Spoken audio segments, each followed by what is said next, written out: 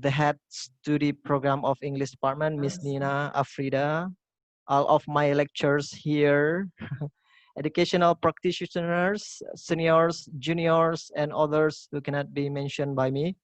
Thank you for joining our webinar.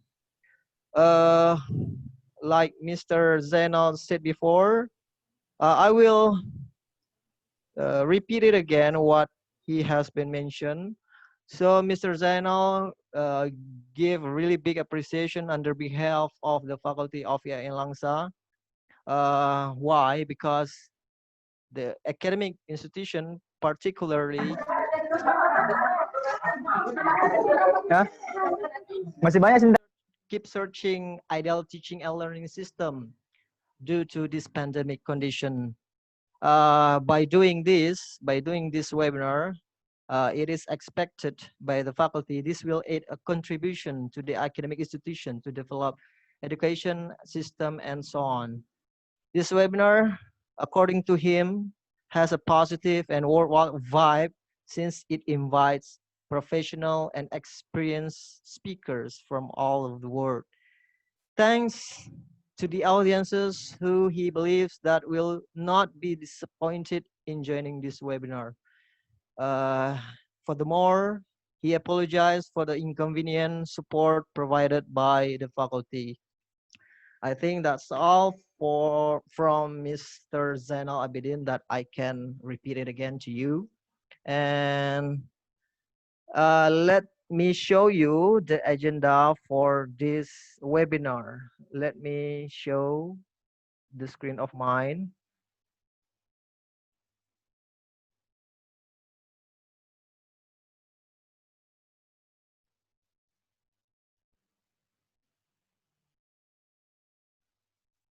Right, can you see my screen? Can you see my screen?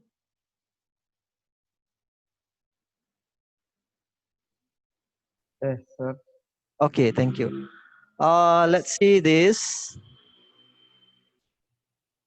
Okay, this is the rundown of this webinar. So to be exact, the first speaker will be presented her presentation at 2:50. So before that, I would like to guide you before we enter the big agenda here.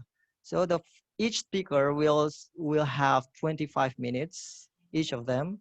And after the two speakers deliver their share, I will guide the participants of this webinar to ask and to discuss about the topics delivered by the speakers about 20 minutes. For the records, during the webinar, you can only write questions which are related to the topics mentioned by the speakers in the chat section. The most related one will be delivered to the speaker because the limited time that we have now. And as the attendance list, you can write it in the chat section below. All right. Let me show the profile of the speakers. The first speakers are the first speaker is Professor Eka Sri Mulyani. Okay, this is her. Eka Sri Mulyani is a professor in the field of sociology at Araniri. It's a big institution in the capital of Banda Aceh, focusing on Islamic studies. Uh, she focuses on Islamic studies, women studies, and education. Currently, she also engages in few researchers on the issue of minority, diaspora, and family. She is also a senior researcher at International Center for Aceh and Indian Ocean Studies, or called ICAIOS, and one of the board member of Forum Bangun Aceh, an organization that focuses on the issues of education and economic empowerment. To get in touch with her, you can follow and subscribe her social accounts on Instagram, at eka.srimulyani, on YouTube, Prof. Eka Sri Mulyani, and Facebook, Eka Sri Mulyani. And as you can see in the picture on the screen, there is a book that she writes recently entitled Berjuang untuk Seimbang, or in English version it is called Fighting for Equality. If you are interested, you can reach us by contacting her personally, or you can dialing the phone numbers display on the screen. Right. For the second speaker will be presented by Miss Aline Sylvester. Look at her big smile. How cute she is. Okay, Miss Aline Sylvester is a neuro-English specialist. She has 9 years of experience using neuroscience for learning purposes. And she helps English students to get more confidence to speak English. I see that she is most actively in Instagram. So don't forget to get information on her method on Neuro English Confidence, if I'm not mistaken. Please follow her Instagram at Neuro English Confidence. For the third speaker here, yeah, she is surrounded by children with her big smile also. For the information, Ms. Husnul Khatimah as the third speaker replaces Mr. Muslim, who was unable to join this webinar due to his poor health condition, like Miss Nina told us before. Let us pray for his health to be better. Nonetheless, both of them are lecturers in IAIN Langsa, Indonesia. Ms. Husnul's passion is on developing communities literacy. It is no wonder she has several awards from local and national educational authorities. Besides, she loves teaching English, specifically in teaching TOEFL. Her activities in developing those can be seen by following at TPM Tanyo and at TOEFL Clinic on Instagram. And please follow and subscribe her personal social media on Instagram, YouTube, and Facebook accounts under the name of Husnul Khatimah Adnan. And for the last speaker of this webinar, look at him. Yeah. When the first time I see his name, he is still sensei. I believe he is from Japan, but he is not. He is from Australia. Is that right, Mr. Husnul? Yes? No, sir. He's from UK. Oh, United Kingdom. Yeah, I'm sorry. From but England. I believe he is based on Japan. That's why he used name Steve Sensei. Sensei means guru, teacher. Yeah. Yes, sir. Mr. Steve Sensei is an English teacher based in Japan and throughout the world. He started to build his brand on social media 1.5 years ago, and now he has over 130,000 followers over a variety of social platforms that he teaches English on. Do not forget to follow and subscribe his social accounts on YouTube, Instagram, Twitter, Facebook, and TikTok, under the name of Stu Sensei English. Okay, those are the speakers for this webinar. Now, before we wait, Professor Eka, I would like to share my resume a little bit. Okay, this is about me. Yeah. My work is mostly related to English teaching. In addition, I do other freelance academic work such as English, Indonesian translation, and certain research related to humanities. I'm also into social voluntary activities in terms of art, education, and environment. So I have experienced the dynamics of teaching English online personally. I teach mostly in Politeknik Kelautan dan Perikanan Aceh. It is a new university in Great Aceh. In English, I will call it Polytechnic of Maritime and Fishery of Aceh. So it focuses on those sector. It is it was established in 2019, in the end of 2019. So a lot of infrastructure services and so on that will not be the same as a big university or academic institution. So that's why we need to accommodate those before the pandemic happens. And when the pandemic happens, we adjust the systems by doing online teaching and learning system. I personally use Edmodo. Edmodo is a kind of education platform, and I believe you have you have heard about it. And the problems I encounter mostly in Great Aceh and all over the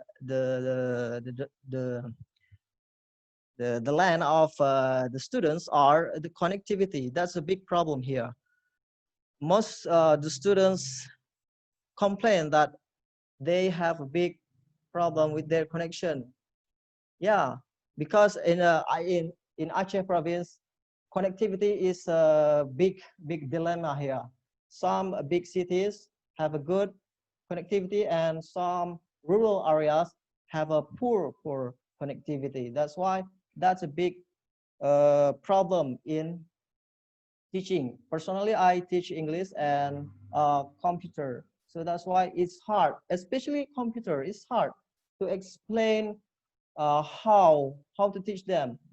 In fact, I need to see by myself that, yeah, you can do it and you cannot do it. So this is how you do it. This is hard.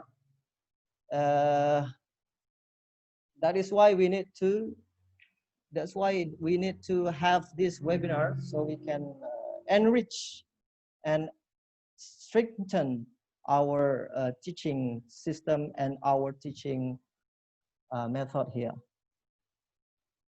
I also teach in University of Shah Kuala. In there, I teach Indonesian for foreign students. And then I teach in Universitas Islam Negeri Araneri. Fantastic Learning English is my private course. I made it with my friends from Langsa here. And recently I published my articles related to TOEFL preparation program in IAIN Langsa. That's a big accomplishment of mine. So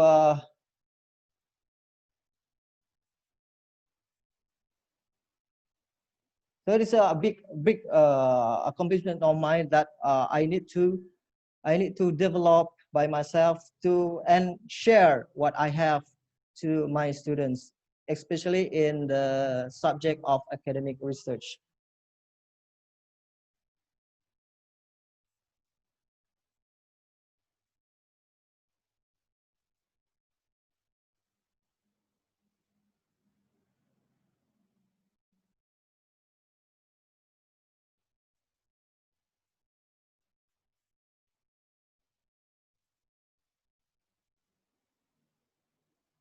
Okay, for the next section, I will get you to do not forget to write your full name, including your academic titles, on the chat section for free certificate. This is important so we do not make error in your names.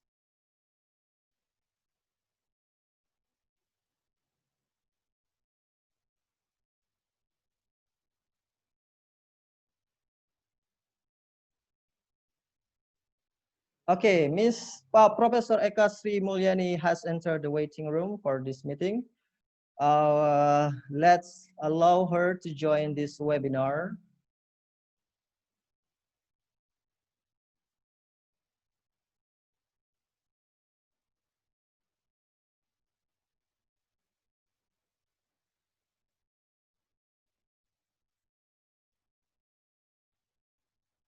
Okay. Assalamualaikum. Okay. Waalaikumsalam, Professor Eka Sri Mulyani. Welcome to our webinar here. Thank you It's nice, very much. Thank you. it's nice Sorry. here. Okay.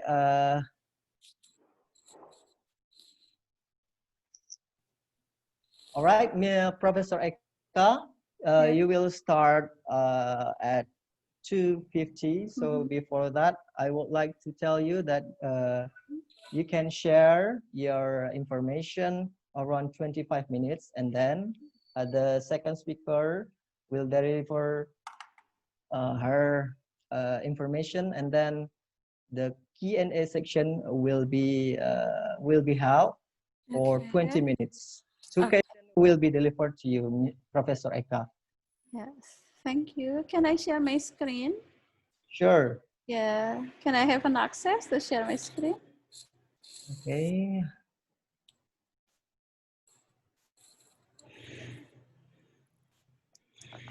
Mr. Husnul, please allow Professor Eka Sri Mulyani to share the screen. Okay, without further ado, Professor Eka, time is yours. Yeah. Thank you very much, moderator. Can you hear my voice? Yes, we can hear. Yeah. Okay. Thank you. Okay. Also, can you see the screen? Not yet? Yes, it's Yes. able to see. Okay. Okay.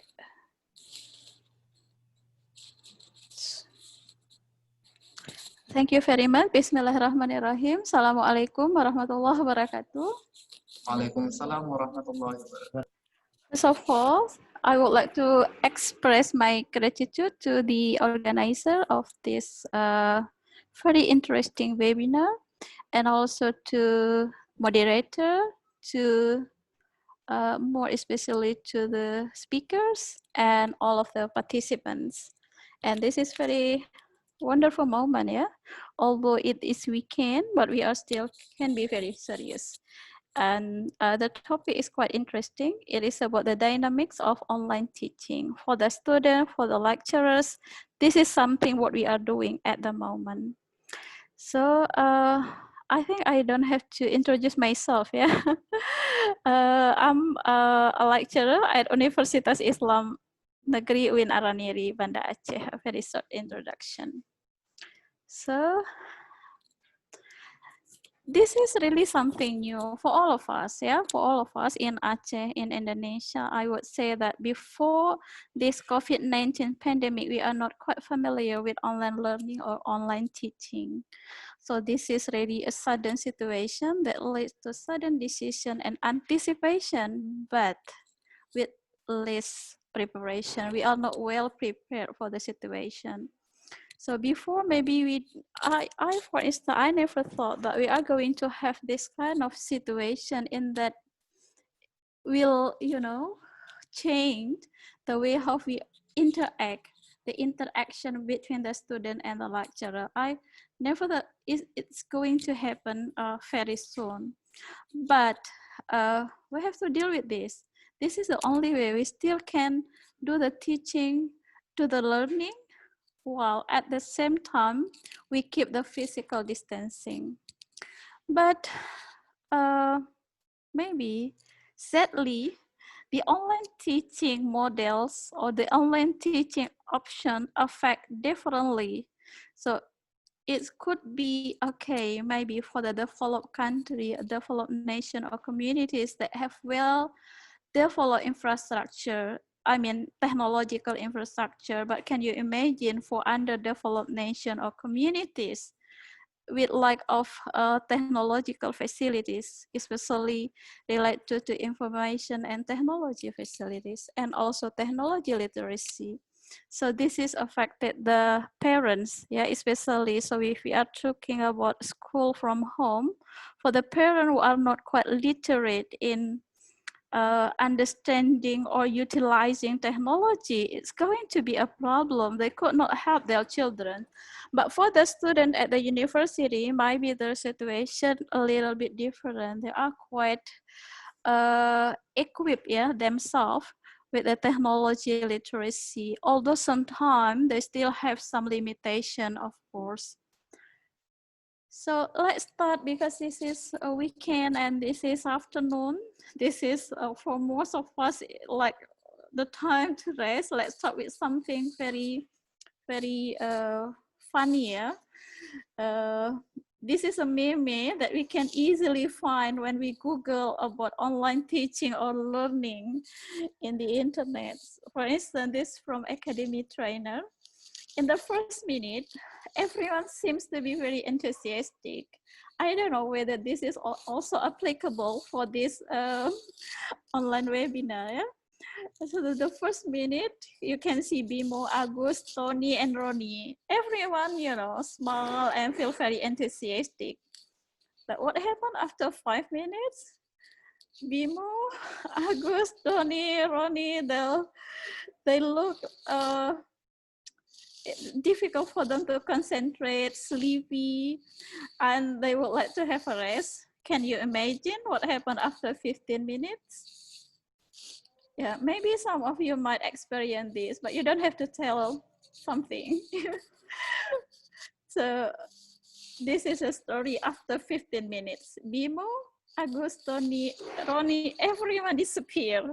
So you know bolos, right? Bolos is a very familiar term for all of the students. Yeah, bolos means traditionally that you are absent from the class. The teacher cannot see you, cannot feel you. But bolos, in the meantime, during the online teaching, that you disappear, you unmute yourself, and you stop the video. That the contemporary bolos, maybe the student can feel you, but the student can't hear you and also can't see you.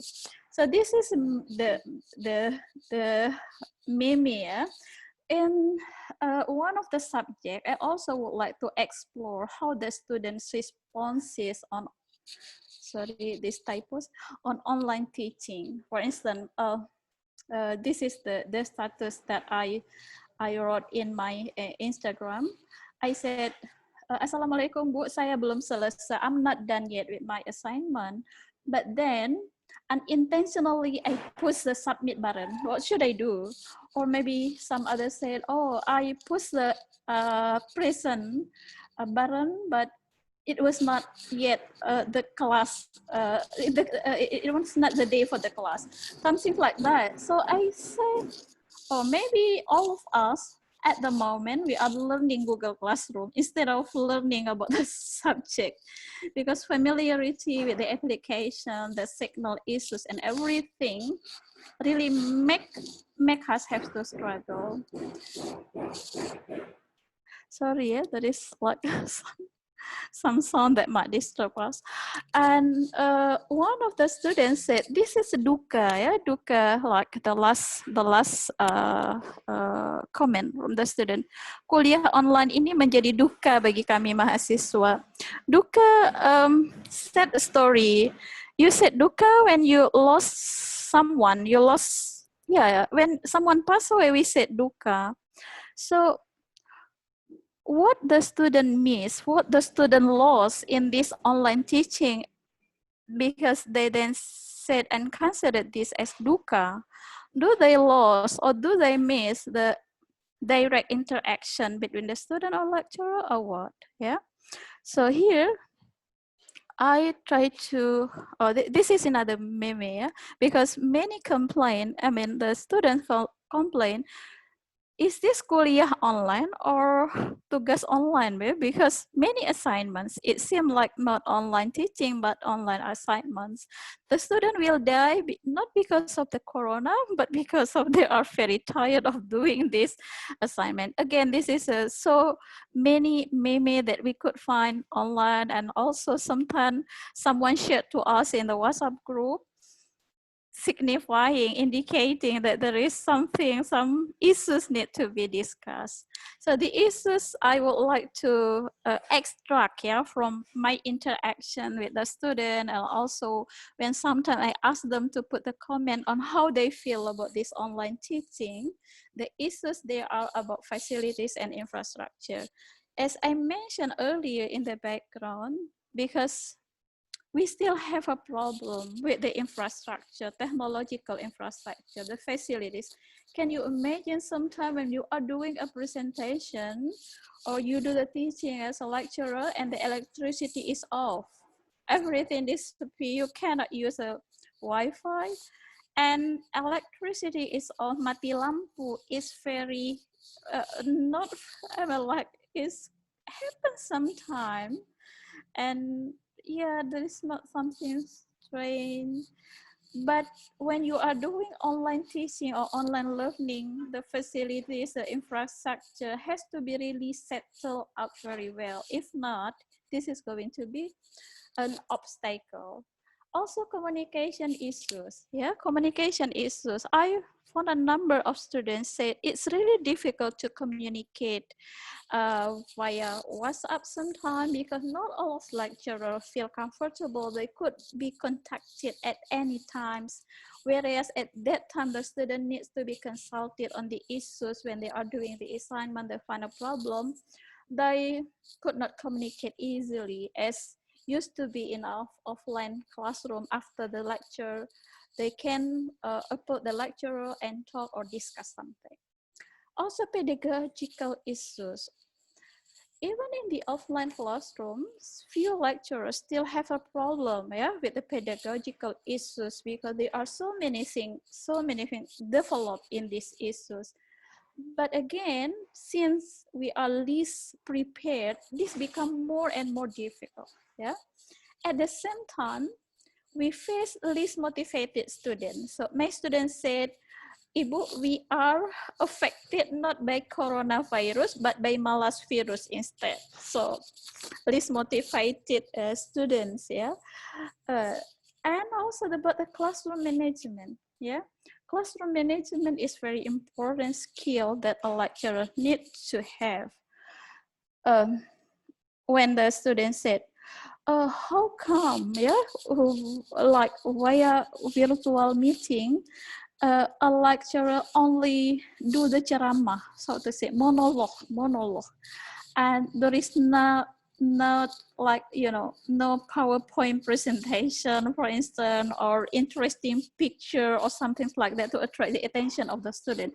Because yeah, at least PowerPoint presentation, interesting PowerPoint presentation might help the other student, because sometimes we have a PowerPoint, we have point but not power, or we have power but we don't have points. Yeah, so classroom management is also an issue that is very interesting, both offline and online classroom. But in online classroom, with some limitation in terms of the interaction, we have to pay attention more on these issues. Yeah, this is a lecture presentation is not interesting. This is one of the comment that the student said to me when we had a discussion. Maybe I can share later, yeah, because we made a video. One of the student invited me to talk about the problematika pembelajaran or kuliah online, and I put a video in my YouTube channel, and I can share, but the video is in Bahasa.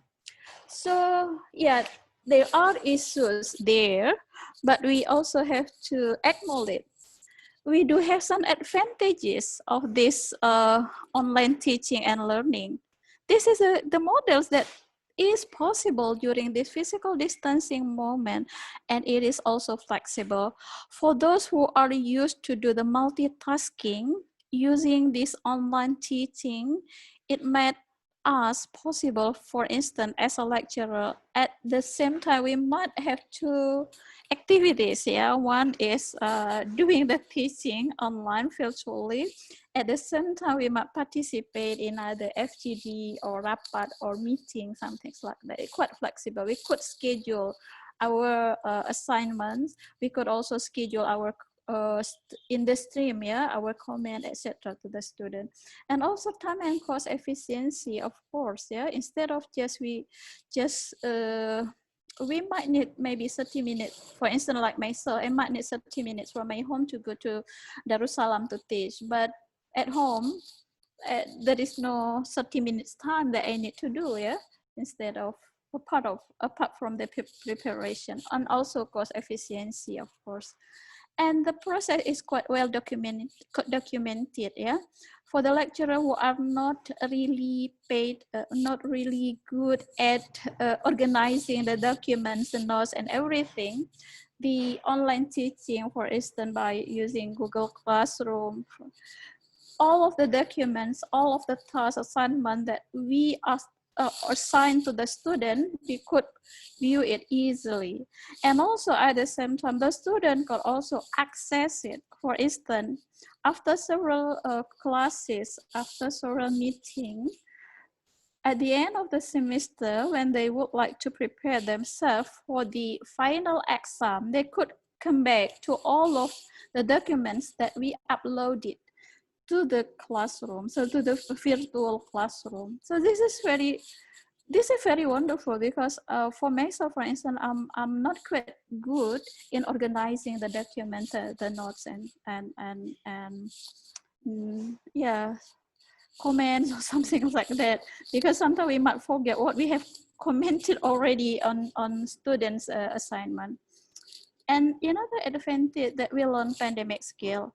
I never imagined that I would have a YouTube channel, but then I think this is the easiest way to share our video to the student, the video related to the subject, of course, because sometimes we can put it unlisted, others or public could not access, could not watch it, but the student who have the link, we can share the link to the student, they can watch it. And other digital skill that we could learn, for instance, digital library. We could organize a very good library, digital book, etc. I always encourage the student, this is a time that you can think about how to have such a good references without any burden, yeah, to think about a very heavy books. You can have in your tablet, iPad, a number of books, thousands of books, and you can carry everywhere. You can read it easily. So we have really to be aware of those advantages and can utilize and use it. And of course, there are also few or some disadvantages, because we are dependent upon internet access and facilities very much. And sadly, for the community, for the areas that could not have a very good support of internet access and facilities, is going to be a problem. So they will face obstacles, barriers in doing online learning. And difficult to follow. This is from students' perspective. They say that difficult to follow because sometimes even when they have a direct conversation, discussion with the lecturer, they think they have some difficulties in following the subject or the discussion, even this much more difficult. But for those that have a very good self-control, self-discipline, this could be anticipated. But again, because this is a sudden situation, not all of the students are quite good, yeah, in managing themselves to have a self-control, having a self-discipline when there are nobody observe them, but they still have to be really paid attention to the lecture and follow every how to say it, do all of the assignments assigned to them. And least communicative, as I mentioned earlier. And this is also an issue, yeah. Not all families could afford the cost of facilities. I found a number of students saying that we don't have laptops, so they rely on the gadgets. They don't have a laptop, and they stay or they live in the village, remote areas that don't have warnet as well. So this is a real situation, especially for the student from the university that come from a lower class family, yeah. And also few subjects could not be taught effectively via online. So we do aware that there is some subject that could not be effectively taught via online. Because this is about teaching English, maybe the other speaker will be speaking especially on specific issues, yeah, for English courses. related to this teaching online. So I will just skip this. So this is almost end. What can be improved? Yeah. Yes, technology literacy. Yeah, technology literacy. Because sometimes in our gadget, for instance, we have so many applications, but we do not use it. Yeah, effectively. We do not use it in maximum way. It is just there. Actually, we could utilize it for many purposes. So this is because we do not have quite good literacy in technology. Lecturer skills, yeah. So the lecturer are really need to be improved in terms of their skills in managing the class. Like I said before, classroom management is quite and very important to ensure that the student could participate well, could be well motivated in participating in the classroom discussion or any other activities. A relevant and suitable teaching materials, because you have to shift from model of traditional models of teaching material to digital model of teaching materials. Yeah, this is need some time to adjust actually, but we have to do it, especially the lecturer. Well-prepared presentation, of course, we have to be well prepared, because otherwise we will, as a lecturer, we will not have a self-confidence, and at the same time, the student would not get the best of our knowledge, skills, etc. And more communicative interaction. This is including the interaction between the student and the student, because sometimes we assign them to do the classwork as a group. So they do need to have a very good communicative interaction among them. Self-control and self-discipline. Although this is especially for the student, but this is also applicable for us. Technical support, of course, as I mentioned earlier, most of the comment or complaint that the student tell me usually related to the, oh, we don't have a good internet access here, something like that. So we do really have to be aware, and relevant agencies should pay attention, yeah, on providing good technical support. Yeah, this is yeah, this is one of the posts from my friend. Yeah, now she is also a lecturer. I took it from her Facebook. So this is an online classroom, but it just like online classroom. Everyone is there. The lecturer could write on the blackboard, and it just like, yeah, the previous classroom that we had before the COVID-19 pandemic. But this is not, unfortunately, this is not in most of our university at the moment. This is one of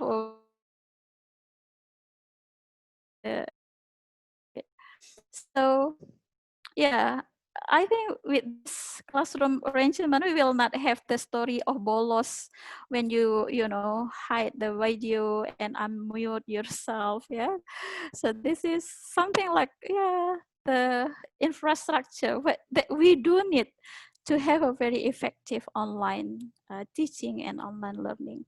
So this is my last slide. It's like a reflection. We should utilize this unusual moment to become the better of us. Yeah, observe more, learn more, and do much better in our daily tasks and activity, either as a lecturer or students. Equip ourselves with relevant and needed skill in using technology, especially information technology, and it has to be followed with the improvement of the technology infrastructure in our region, in our province, or in Indonesia. And strengthen student-teachers interaction as well as student-to-student interaction.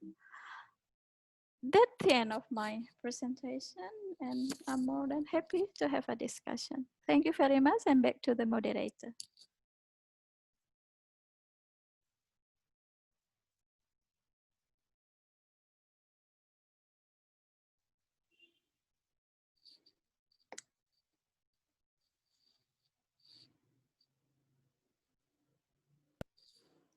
All right, thank you, Professor Eka Sri Mulyani, for your incredible information related to the dynamics of teaching English online, particularly about the issues, the advantages, the disadvantages, something that can be improved, and reflection that we can do it in the future. Okay, but I really underline the online classroom picture. Very interesting. Yeah, that is a really Very interesting. interesting. We Uh, should have that one in our university. Yeah, like that a dream. that picture is remind me like a scene of a movie of Mission Impossible. Uh-huh. Like the main actor call their boss and Mhm. they communicate with each other like that. Mhm. Yeah, just like a normal classroom, right? Yeah, Like the classroom that we used to have before. or Very interesting. can be agree more. Let's wait for it happen in Aceh. Yeah, Uh, yeah, we should have this kind of classroom. our governor should focus on that. Let's wait Yes, for it. yes. Yeah, yeah, yeah. Okay, it's a bit early for but to start the second speaker, we have 10 minutes, but I will tell it to you again if you have questions or something that you can share related topics delivered by the speakers, either the first or the second speakers of this seminar. Please elaborate it in the chat sections.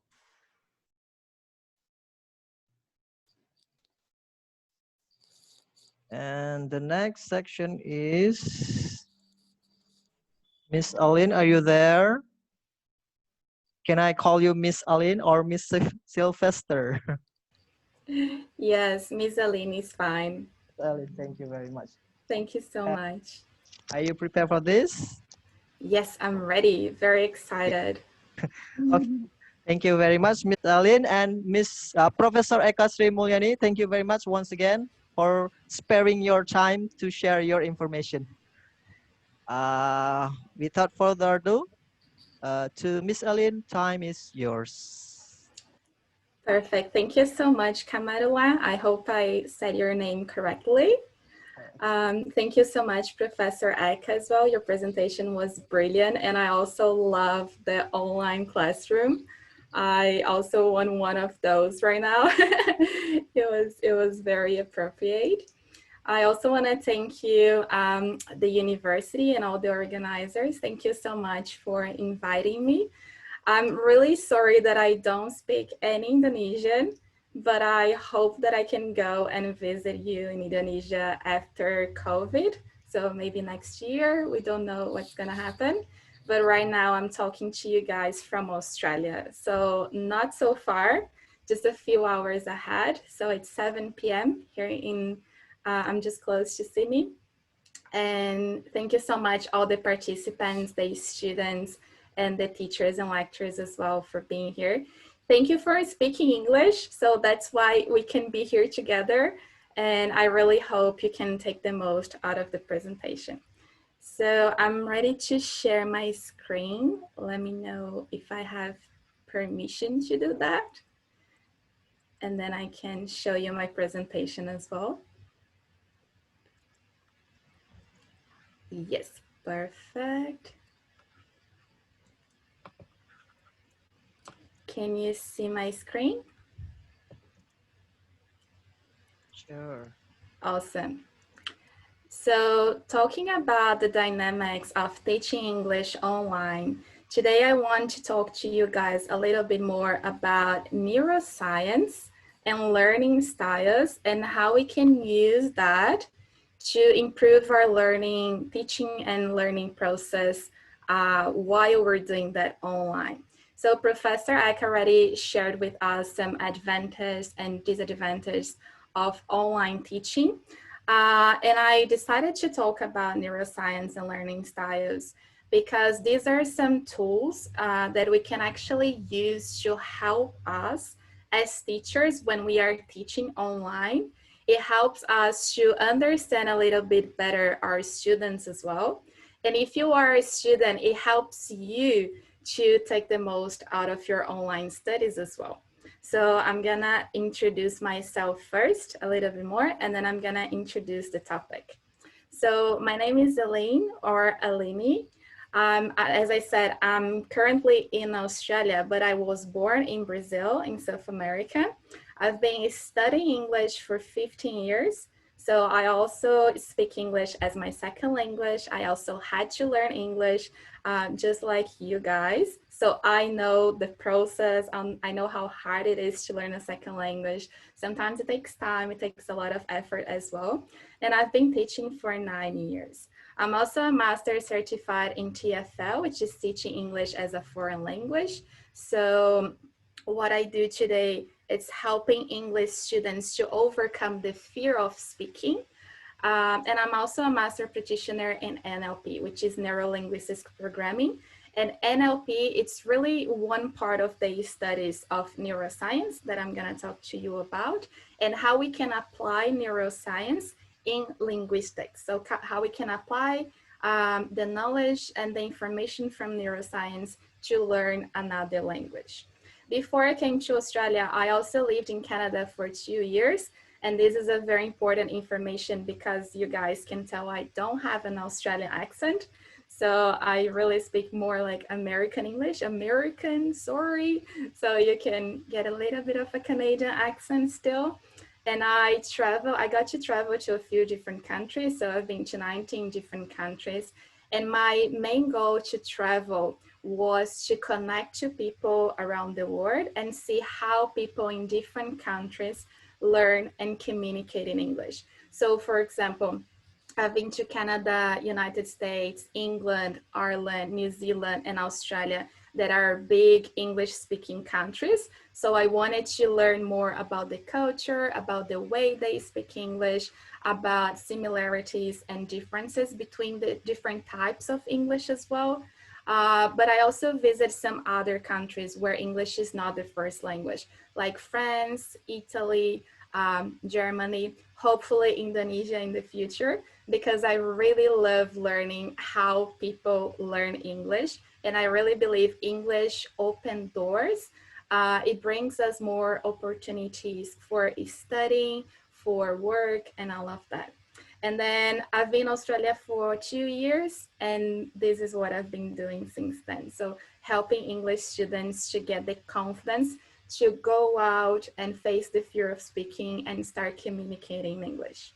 So I really wanna say how much I admire you guys for being here, because you also have been through the process of learning English and using this, and especially the speakers and people who are actually doing some public speaking, because it's really challenging. So I just want to say congratulations and how much I appreciate and respect you for being here, watching this presentation and participating in this webinar in English. And then let's get started. So I'm going to talk a little bit about neuroscience, and I want to start saying what is neuroscience and why it is important when we learn English. So neuroscience is the study of the nervous system. So neuroscience pretty much studies the way our brain works, the way we learn, the different parts of our brain. So in neuroscience, we talk about learning process, we talk about attention, we talk about memorization, perception, behavior, and all of those things, they are relevant when we talk about learning another language, or for example, learning English. Some of my students, they actually complain that sometimes they learn a new word, they learn new vocabulary, and then 5 minutes after they forget the word that they just learned. So like, why does it happen? And what can we do about that? So when we talk about neuroscience, we actually understand a little bit more the process of learning new things, including a language. So there is one part of our brain that it's responsible for languages and memory. And this is where we keep our new words, our vocabulary, our grammar structure as well.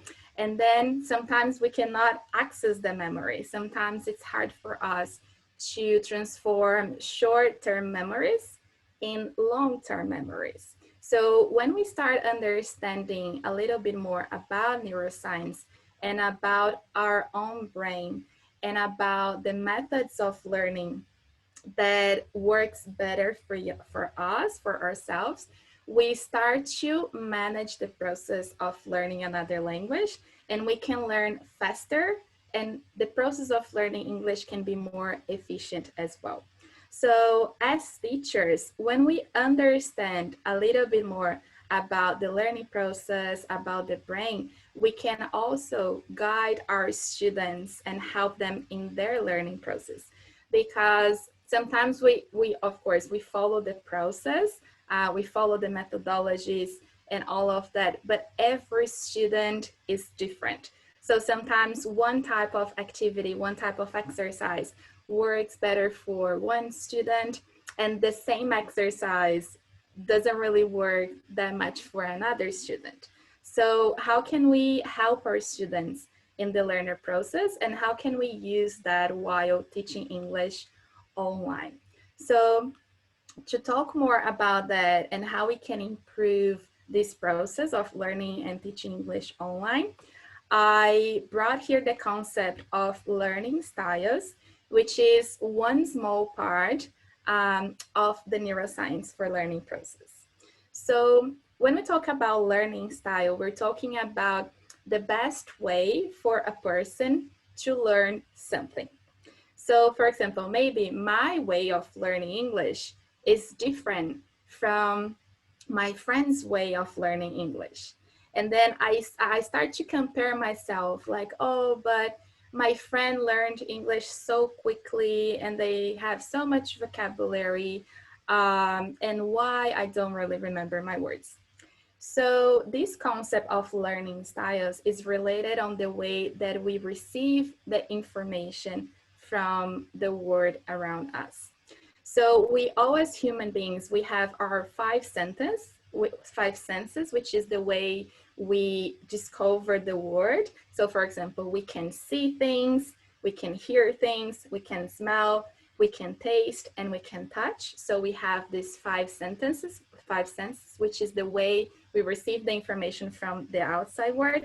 So that's why we are able to listen to something, listen to a podcast, for example. This is how we are able to watch a movie, to watch a video on YouTube, to read a book, to talk to people. So this is all through our five senses.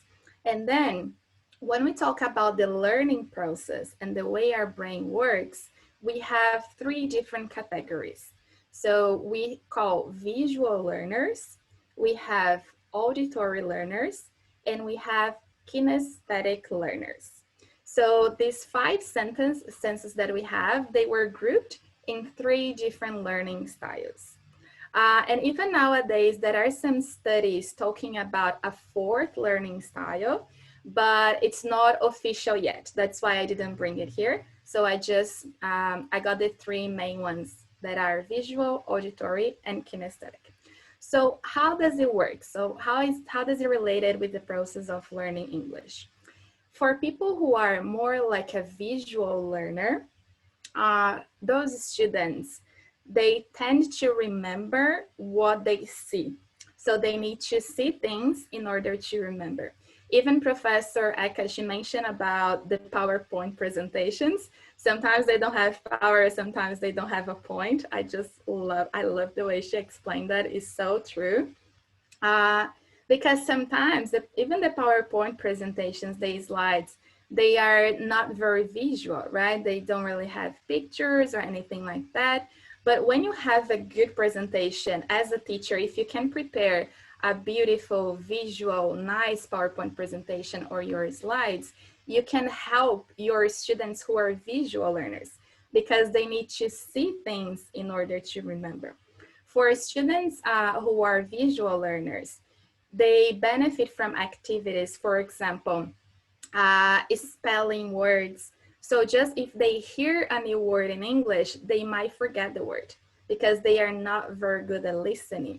But if they see the word written, if they ask for the spelling, they're gonna create the word in their head, and they kind of visualize the word in the air.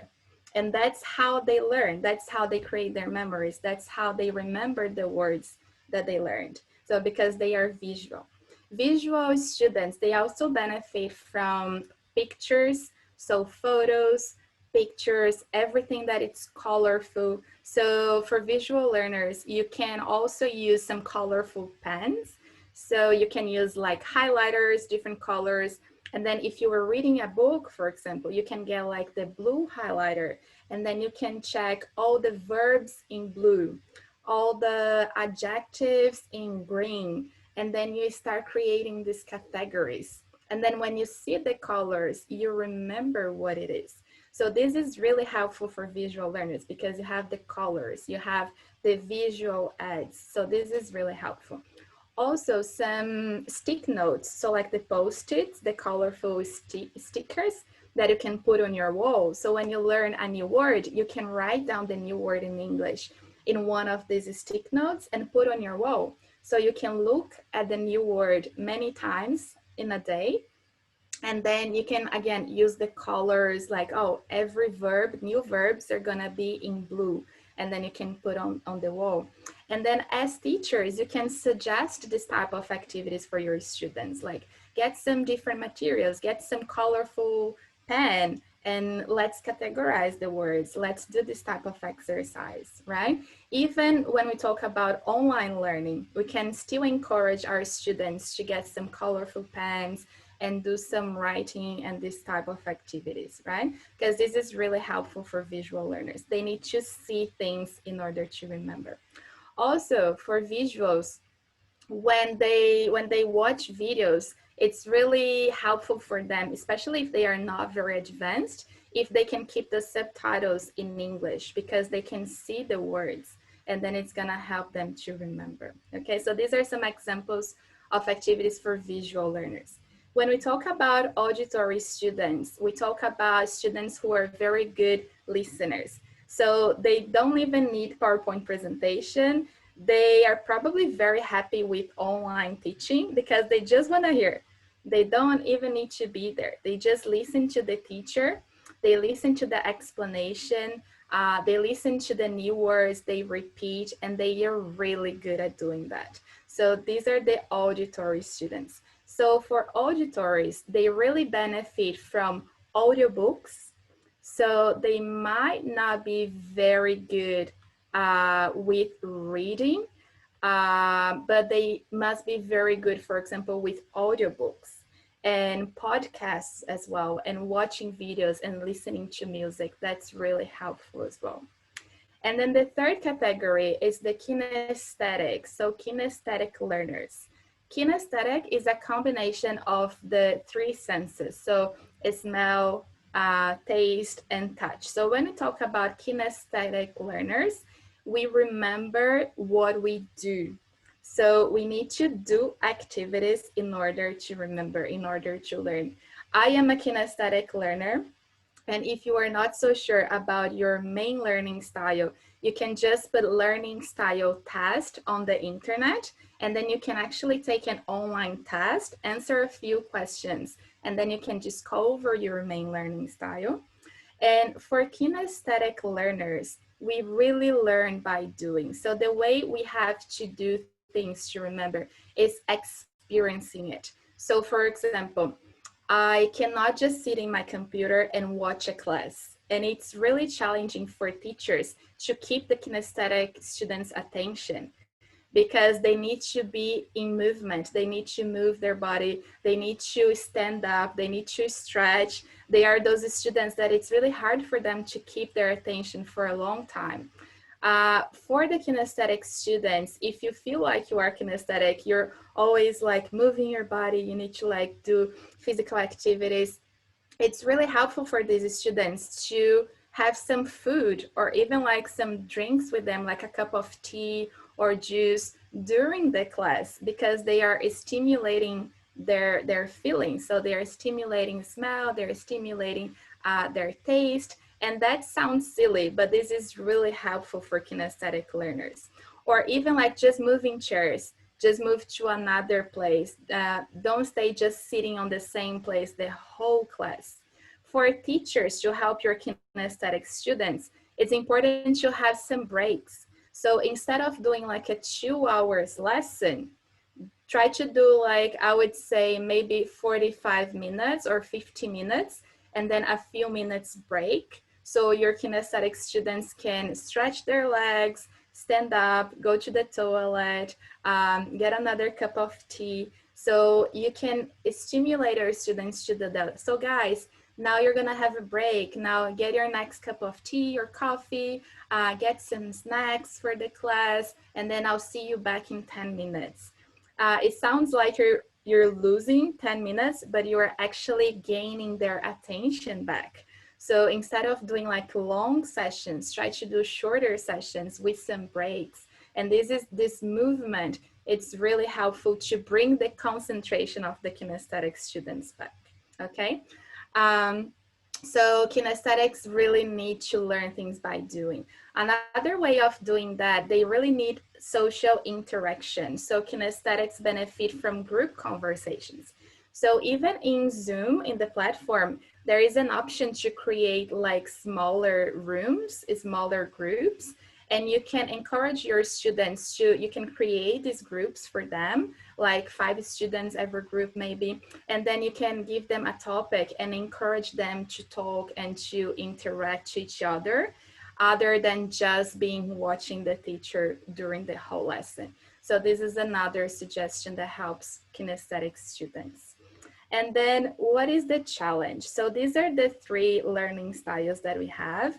And every person has all of the 3 styles. So I am a little bit visual, auditory, and kinesthetic. Everyone has all of them, but we always have one style that is the predominant one, that it's the strongest one. And if you want to discover what is your learning style, or if you can guess your learning style, you can type in the comments. Let me know if you think you are a visual learner or kinesthetic or an auditory learner. You can send me a comment. And if you're not sure, you can take an online test. As I said, just put on Google like learning style test. You answer maybe like 20 questions and they give you the results at the end. And then you can adapt your activities to follow your learning style.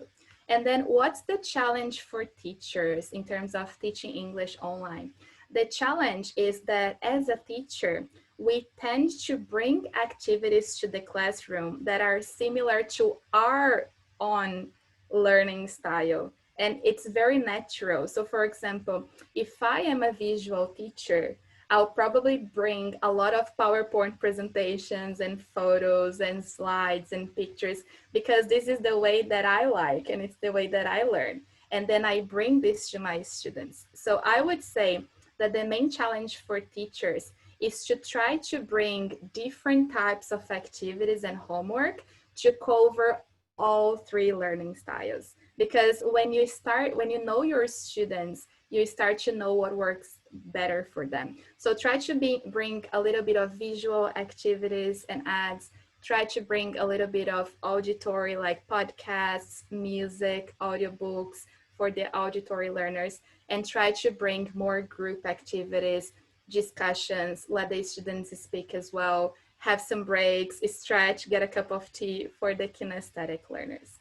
So I would say this is the main challenge. And this is it for my presentation. I really hope this concept of neuroscience, how our brain works, how we learn, really helps. And then you can start applying that to your students. And if you are a student, I hope you can discover what is your own learning style, and then you can start adapting your activities as well. And this way you can learn faster and you can learn and memorize better as well. And then Camarula already mentioned about my Instagram, but if you guys want to see any other tips or more content about neuroscience, I'm always active on my Instagram account, which is Neuro English Confidence, and also on Facebook and LinkedIn. Thank you so much. And now give you back to Kamarula.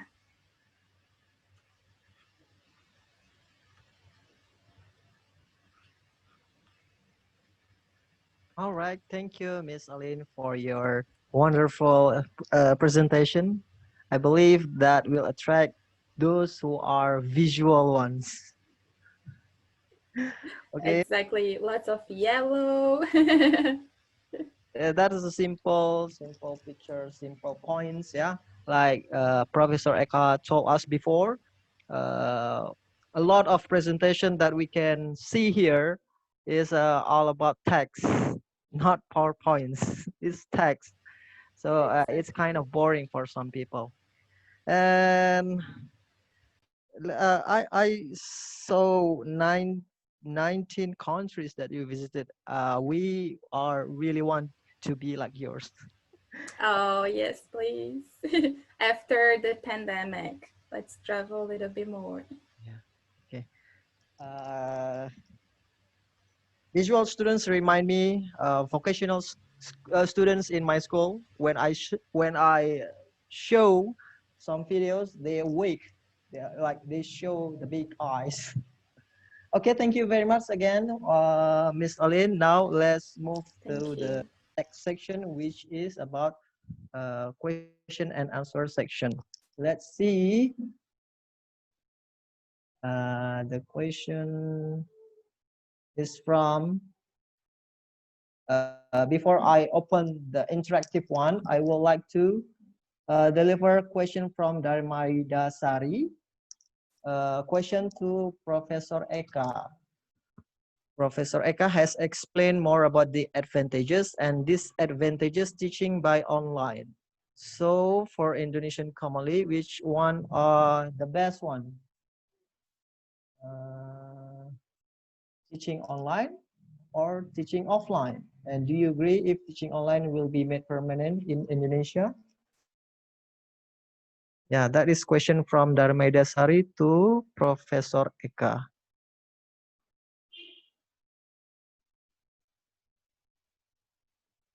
Hmm. Thank you for the question. My voice is clear enough. Can you hear me? We can hear you, Professor. Yeah, this is always the question that every lecturers during this online teaching have to pose to the students. Yeah, thank you for the question. Whether this needs to be made permanent in Indonesia or not. If you follow to my presentation previously, my concern is about the infrastructure. We do not have adequate infrastructure. We do not have a very good internet access, and also few students live in the remote areas. Sometimes it's really difficult for them to have a good internet access, and it's going to be an obstacle. So it's really difficult to make it permanent if we do not improve the technological infrastructures in our province or in our country. So if you ask whether it's going to be best to do online or offline, maybe both, because sometimes we also need to have a very well organized classroom, yeah, and this online teaching has already leave us with this kind of experience, either as a lecturer or as students, because as student even you also can manage, yeah, you can see every tatap muka in our language. We say every meeting with all of the documents and materials being uploaded with the lecturers. And so far in our experience, let's say in our university, we don't have a very well organized class before. Maybe few people might have, but with this very uh, well documented classroom, it will be easier for both of us, for lecturers and also for the students. So if we could use both in the future, it would be good. But if we just rely on online teaching permanently, it's going to be difficult if we do not have a very good technological infrastructure. So this is my answer. Thank you very much for the question. Okay, thank you very much, Professor Eka. Now let's move to the next question. I believe Mr. Absor want to ask something interactively. Mr. Absor? Yeah. Thank you so much for moderator. Yes. This is one of the interesting webinar that I have followed, especially for Miss Aline from Australia and Professor Eka from Inshallah Banda Aceh. I forgot all, sorry. Actually, I have a big question from to Miss Aline, and the second question to Miss Professor Professor, sorry. Professor Eka. Professor Eka. Okay, next. One question to Miss Aline. In Indonesia, actually, this haven't ready for facing this situation is like studying by online. As our friend that asked to us this about remote areas, bad signal, and wherever almost all of the students that they stayed or living in the remote areas, their parents, sorry, they don't support or they ignore to their children for studying. So my question, this is have in your country or this only in Indonesia? So as I mentioned, I was born in Brazil, which is the situation is very similar to Indonesia, actually. And there are many communities and many areas in the country where the internet connection, it's not very good. So this is definitely very challenging. And then in terms of study, mostly of study is still made offline. So with games, with teachers going there and books and all of those things. And what we do sometimes as well, we still do online classes, but because they have access to internet, but not good quality. So instead of doing video calls, we do voice, which is hard, especially for visual learners. But at least because there's not a lot of video calls, you don't need as much internet for that. So that could be one way of doing. And definitely, depending on the areas, sometimes if one person has a better connection, even maybe try to do smaller groups and some people go there and then create the internet connection. So for example, if in my house, my internet is not good, but I know my friend kind of live a little bit close to me, maybe I'll go to their house and I can watch the class together and do the activities together. Of course, now we have the pandemic and social distancing, so every country and even every state is different at the moment, but that could be an option as well. In Australia, I would say this is not really a problem because the internet connection here, thankfully, it's really good and it's much better compared to Brazil as well.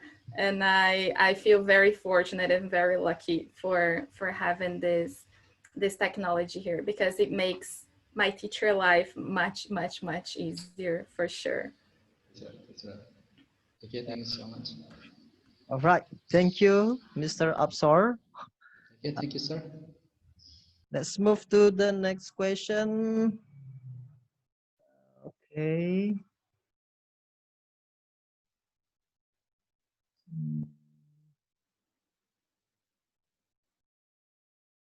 Okay, question to Miss Aline again from Nurul Amalia Hasbi. I have the same question with her. How to determine the students in the first time of their favorable learning style? Question to Miss Aline. It's a great question. It's a very good question. So when we have our main learning style, we usually use some words that indicates our preference.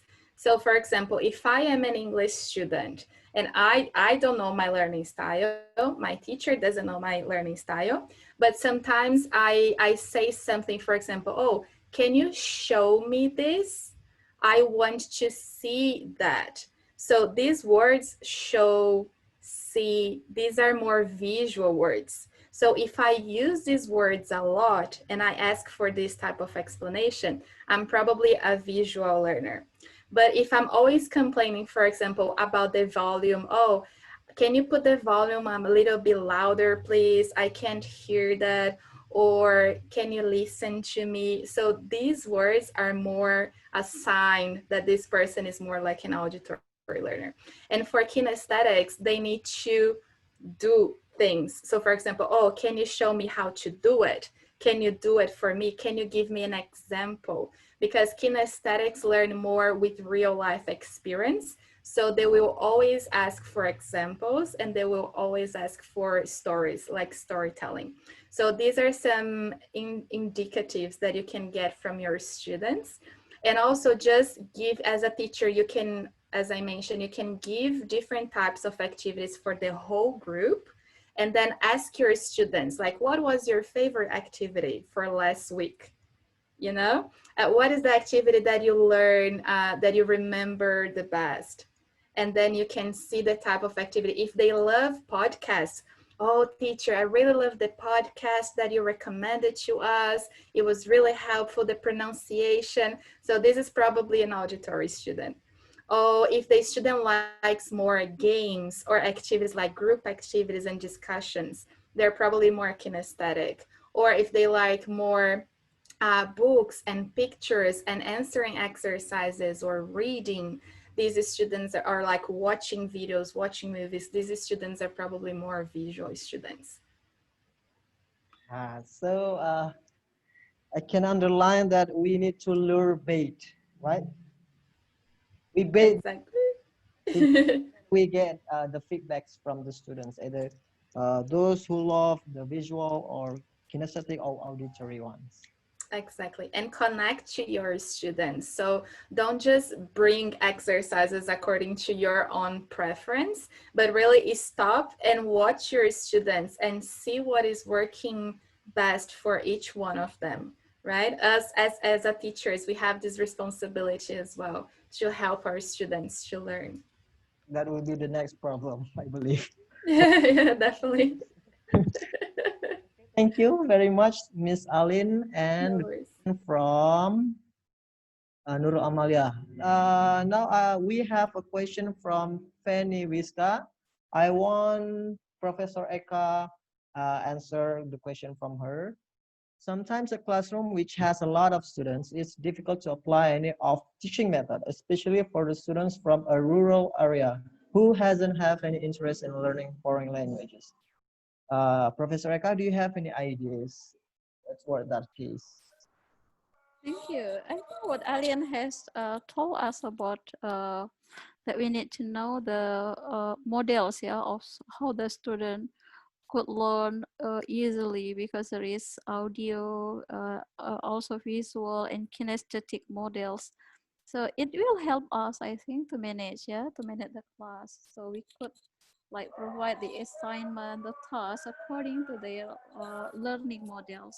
So if all of us, the lecturers, could learn and identify these models from our students, it will really help us. And you mentioned that the student from a rural area who doesn't have any interest in learning foreign language, this is about motivation. Sometimes a teacher, a lecturer should be a motivator as well. So, in my personal experience during this COVID-19 pandemic, with the online teaching and learning, I used to do this, sometimes at the beginning of the lecture, sometimes at the end of the lecture. So this at least could motivate them, so become a motivator as well, apart from try to know the models of learning. Because as Aline, it's very interesting, Aline, as Aline said, there is different models, yeah, of the student, how they could learn easily. So if we could manage our materials, our tasks, and something that we share with the classroom, taking into account all of these models, it might help them, yeah, accordingly. And at the same time, always try to motivate them. This is very unusual moment from all of us. So as I said before, they said they are least motivated at the moment. So one of our tasks as a lecturer is try to motivate them. Yeah, the best we can. Yeah, we could share the story, we could share our experience, we could give the message, and or sometimes sometimes we also have a WhatsApp group, right? Sometimes we could share inspirational quote to them. Yeah, whatever. I mean, like try to keep in touch and interact well with them, to give them, to share them with very good motivation or inspiration. I think that's my answer. Back to you, moderators. Thank you. Okay, thank you, Prof. Eka. I believe a teacher has an essential role in a class, not only teaching, but a teacher should motivate all of the students. Okay. I think it's better to extend the question and answer times for this. I will pick one of the questions to Professor Eka again. Yeah, Professor Eka, I believe your focus on women, your research about a woman as either in education or culture, and this is related one. In learning strategy, is gender affect about this online learning system? Thank you, Professor Yeah. Eka. Thank you. But I do not have a very precise research, yeah, on this issue. But this is like more based on experience. I have as a lecturer more than 20 years teaching students. I saw that female students are more motivated in a discussion. When there is a discussion, the group who presented who provide the answer used to be female student, and also those who try to ask questions, very good questions, also female student. I'm so sorry for the male students in this webinar today, but this is a reality. And if we see from the historical perspective, yeah, the access that women have to public education started in Indonesia in early 20th century, but then they could how to say it, like accelerated the process. So at the end of the day, during the graduation ceremony, most of those students who receive cum laude, those with the highest rank as a cum laude or istimewa, yeah, very excellent, are female students. So this is back to the motivation, I think. Yeah, I don't know. In terms of the time management, the female student manage their time really well, yeah. Whereas at the same time, the male student used to have more time with the coffee shop and things like that. This is what I observe. So sorry. This is what I observe in our daily social interaction with the students. Again, as I said before, I do not have a very precise research to related to neuroscience, maybe like what Alien said, but from sociological perspective, I observe female students tend to be more focused, more motivated to achieve the best thing of their time being a student at the university compared to their male counterpart who spend most of the time in leisure activities, in a coffee shop and other hobbies as well. So how to ensure that we could understand the situation better? I think as a lecturer, we have to sometime menyentil, ya, in bahasa Indonesia to the male students. So, they have to gain their spirit and motivation. Maybe Uh, looks like Professor Eka has disconnected. Let's go to Miss Aline again. Yes, I would like to add something, if we have a few minutes, on what Professor Eka was saying. I agree in terms of motivation. And on the other hand, when we talk about confidence, which is my focus, helping students to increase their confidence to speak, because sometimes they know a lot of grammar, they know a lot of structure, but they don't feel comfortable to talk, and especially to talk to native speakers, right? Because they feel shy, they don't want to make mistakes, they don't know if they're going to be understood or not. And in terms of confidence, I feel that female students have more this issue than male students, because usually, and this talking about history, and even like in the old ages, the main role for the man was to go out and hunt and face the fear and bring food, while the female was more like looking after the kids and staying home and all of that. So as women, we were not really trained to speak, to show up, and to give our opinions sometimes. And this is really common nowadays, especially. And it's something that it still happens, right? So I would say that as teachers and lecturers, our main goal would be to make sure that in the classroom, everyone has the same opportunity to speak, especially the shy students, because the shy students, the ones that are always avoiding the topic, they never volunteer for the speaking activities. These are usually the ones that need to speak the most, and they need some space for it, right? So the more they practice, the better they get.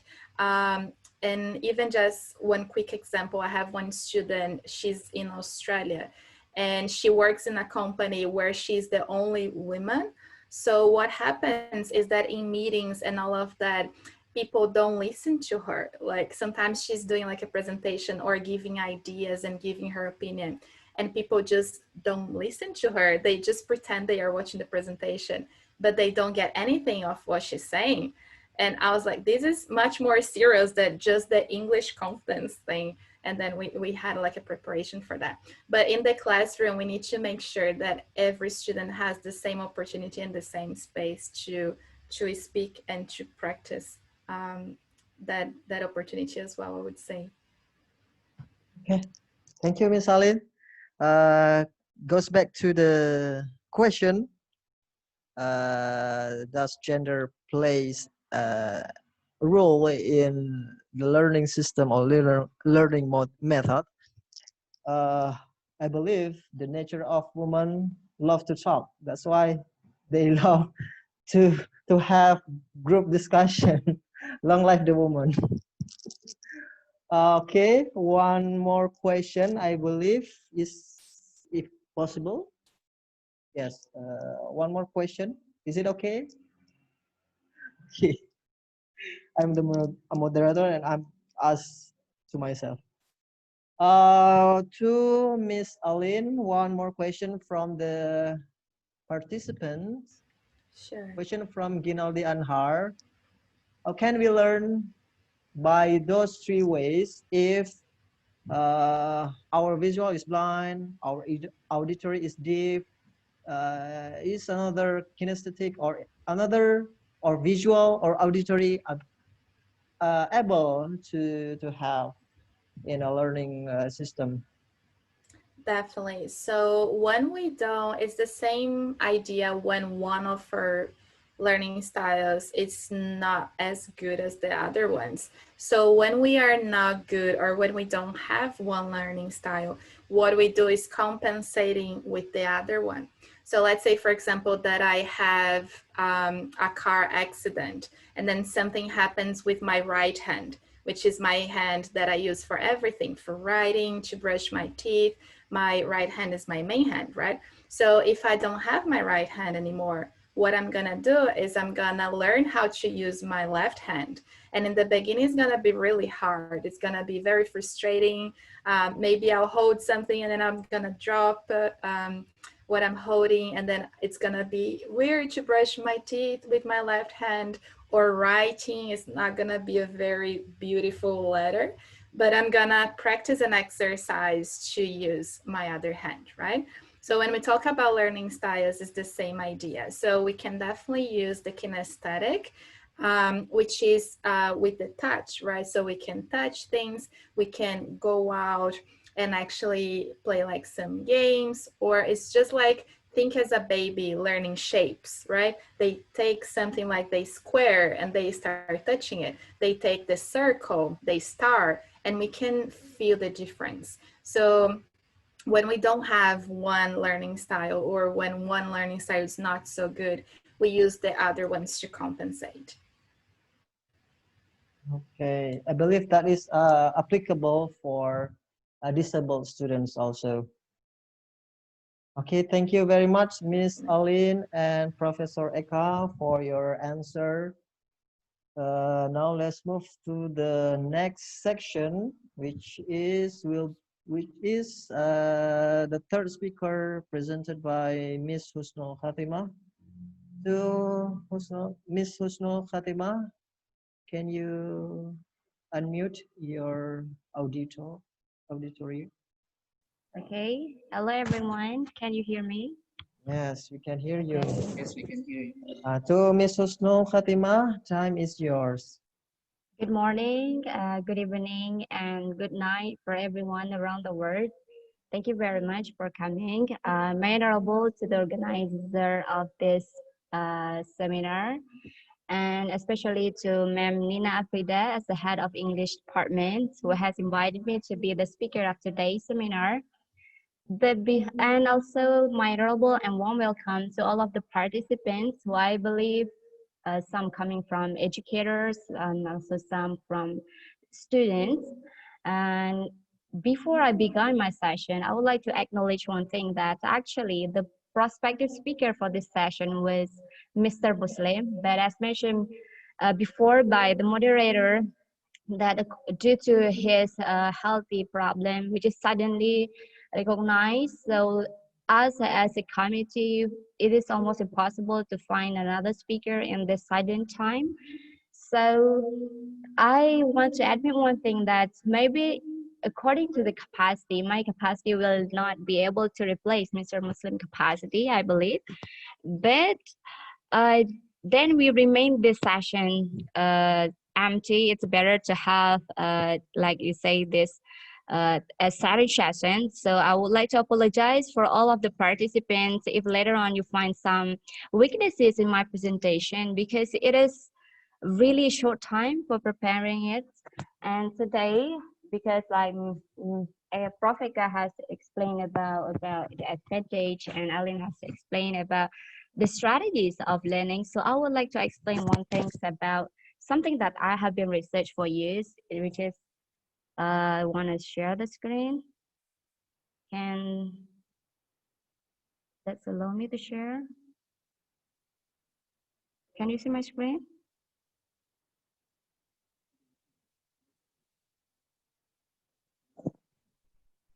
Okay. Okay, can you see it? Yes, we can. Okay. So for today, I would like to talk about fostering learners' autonomy as a dynamic in teaching English online. So let's introduce myself. My name is Husnul Khatimah. You can call me Husnul or also Khatimah, and I'm a lecturer of English education in English of IAIN Langsa. Besides working in formal educational sector, I'm also experienced in several non-formal educational sectors such as Sanyo Communal Learning Center and DCC, TOEFL Clinic Corner, and also baby literacy, and We Help 101. We Help 101 is this kind of like a English-based space where we provide translation, surveys, and TOEFL class, IELTS class. If later on you want to know more about me, you can go to my YouTube channels, Facebook, and also to Instagram. Okay, maybe just that about me. So before we start learning about learners' autonomy, I think it's better for us a bit to stop and reflect about what we have gone through this e-learning process. I mean, it's almost about a year. According to that levy, before we start to Can you hear me? I think my voice is a bit echo. Yeah, a little bit echo, Miss Susno. Okay, is there still echo? Good. It's good. Hello? Okay, I think it stopped. I think before we start about It starts echo again.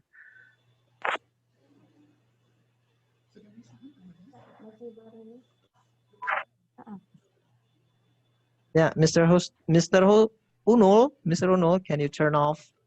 yes, Mr. Uno, I think your speaker is mute. That's why it is echo. Yeah. Okay, still Sorry, echo. you may continue. Sorry. Okay, hello everyone. Still echo. Yes. Okay, so according to Dan Levy in her book about how to help our students learn in this distance learning using Zoom, and her book is in 2020. Before we learn about how to help our students, it's better to acknowledging the loss that we have because of the transition between physical classroom into this kind like distant learning. The first loss is the sense of profoundly humans. I mean, like in the classroom, we can chit chat with our student, we can laugh. And for example, when just now Miss Professor Ekas share something funny, everyone will laugh in the classroom. But today, we need to unmute in order to laugh. And the unmute is a bit late than the laugh that we have made, which is spontaneous response. But another one, which is the bigger loss we have, is about moral values transformation. I mean, it's better with this distance learning. Google maybe can teach you English better than us teacher because there's a lot of platform, a lot of videos that teach you about how to speak English well, how to be sound like American or British. But something that this technology cannot teach you is about transforming the moral values to help you into a human being, into an educated one. That's why today I want to share a bit about this. And then let's see what the common learning apps use, especially maybe in Aceh. For university student, maybe we use Zoom a lot, which is having this a lot of which is like it is live, but somehow not signal friendly. Maybe some of the student cannot hear us, and we need to mute and unmute. When they unmute, there's a lot of noise, some dark voice, cold voice, children around in the background, and so many, which is make us inconvenient in this kind of learning.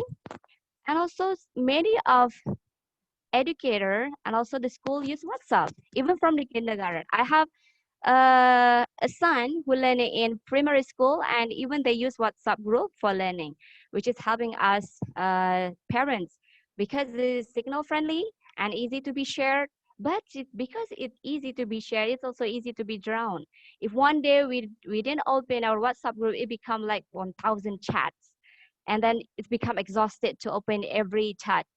Can you imagine if a student have about like 20 course or 20 mata kuliah, and that's there's 20 mata kuliah groups, and one mata kuliah will have like 100 chats every day, and it is so exhausted. And these are the problem that we have in this kind of distant learning.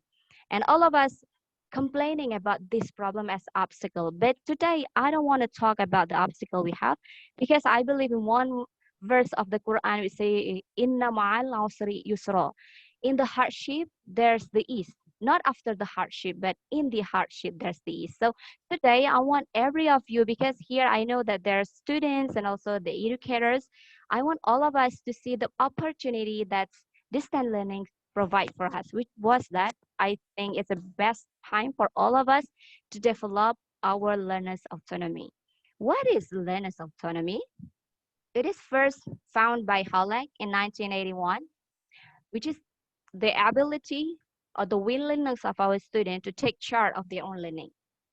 But at that time, many experts still make this as self-directed learning. I mean, they say autonomous learning the same as self-directed learning, but actually then they can make the differences.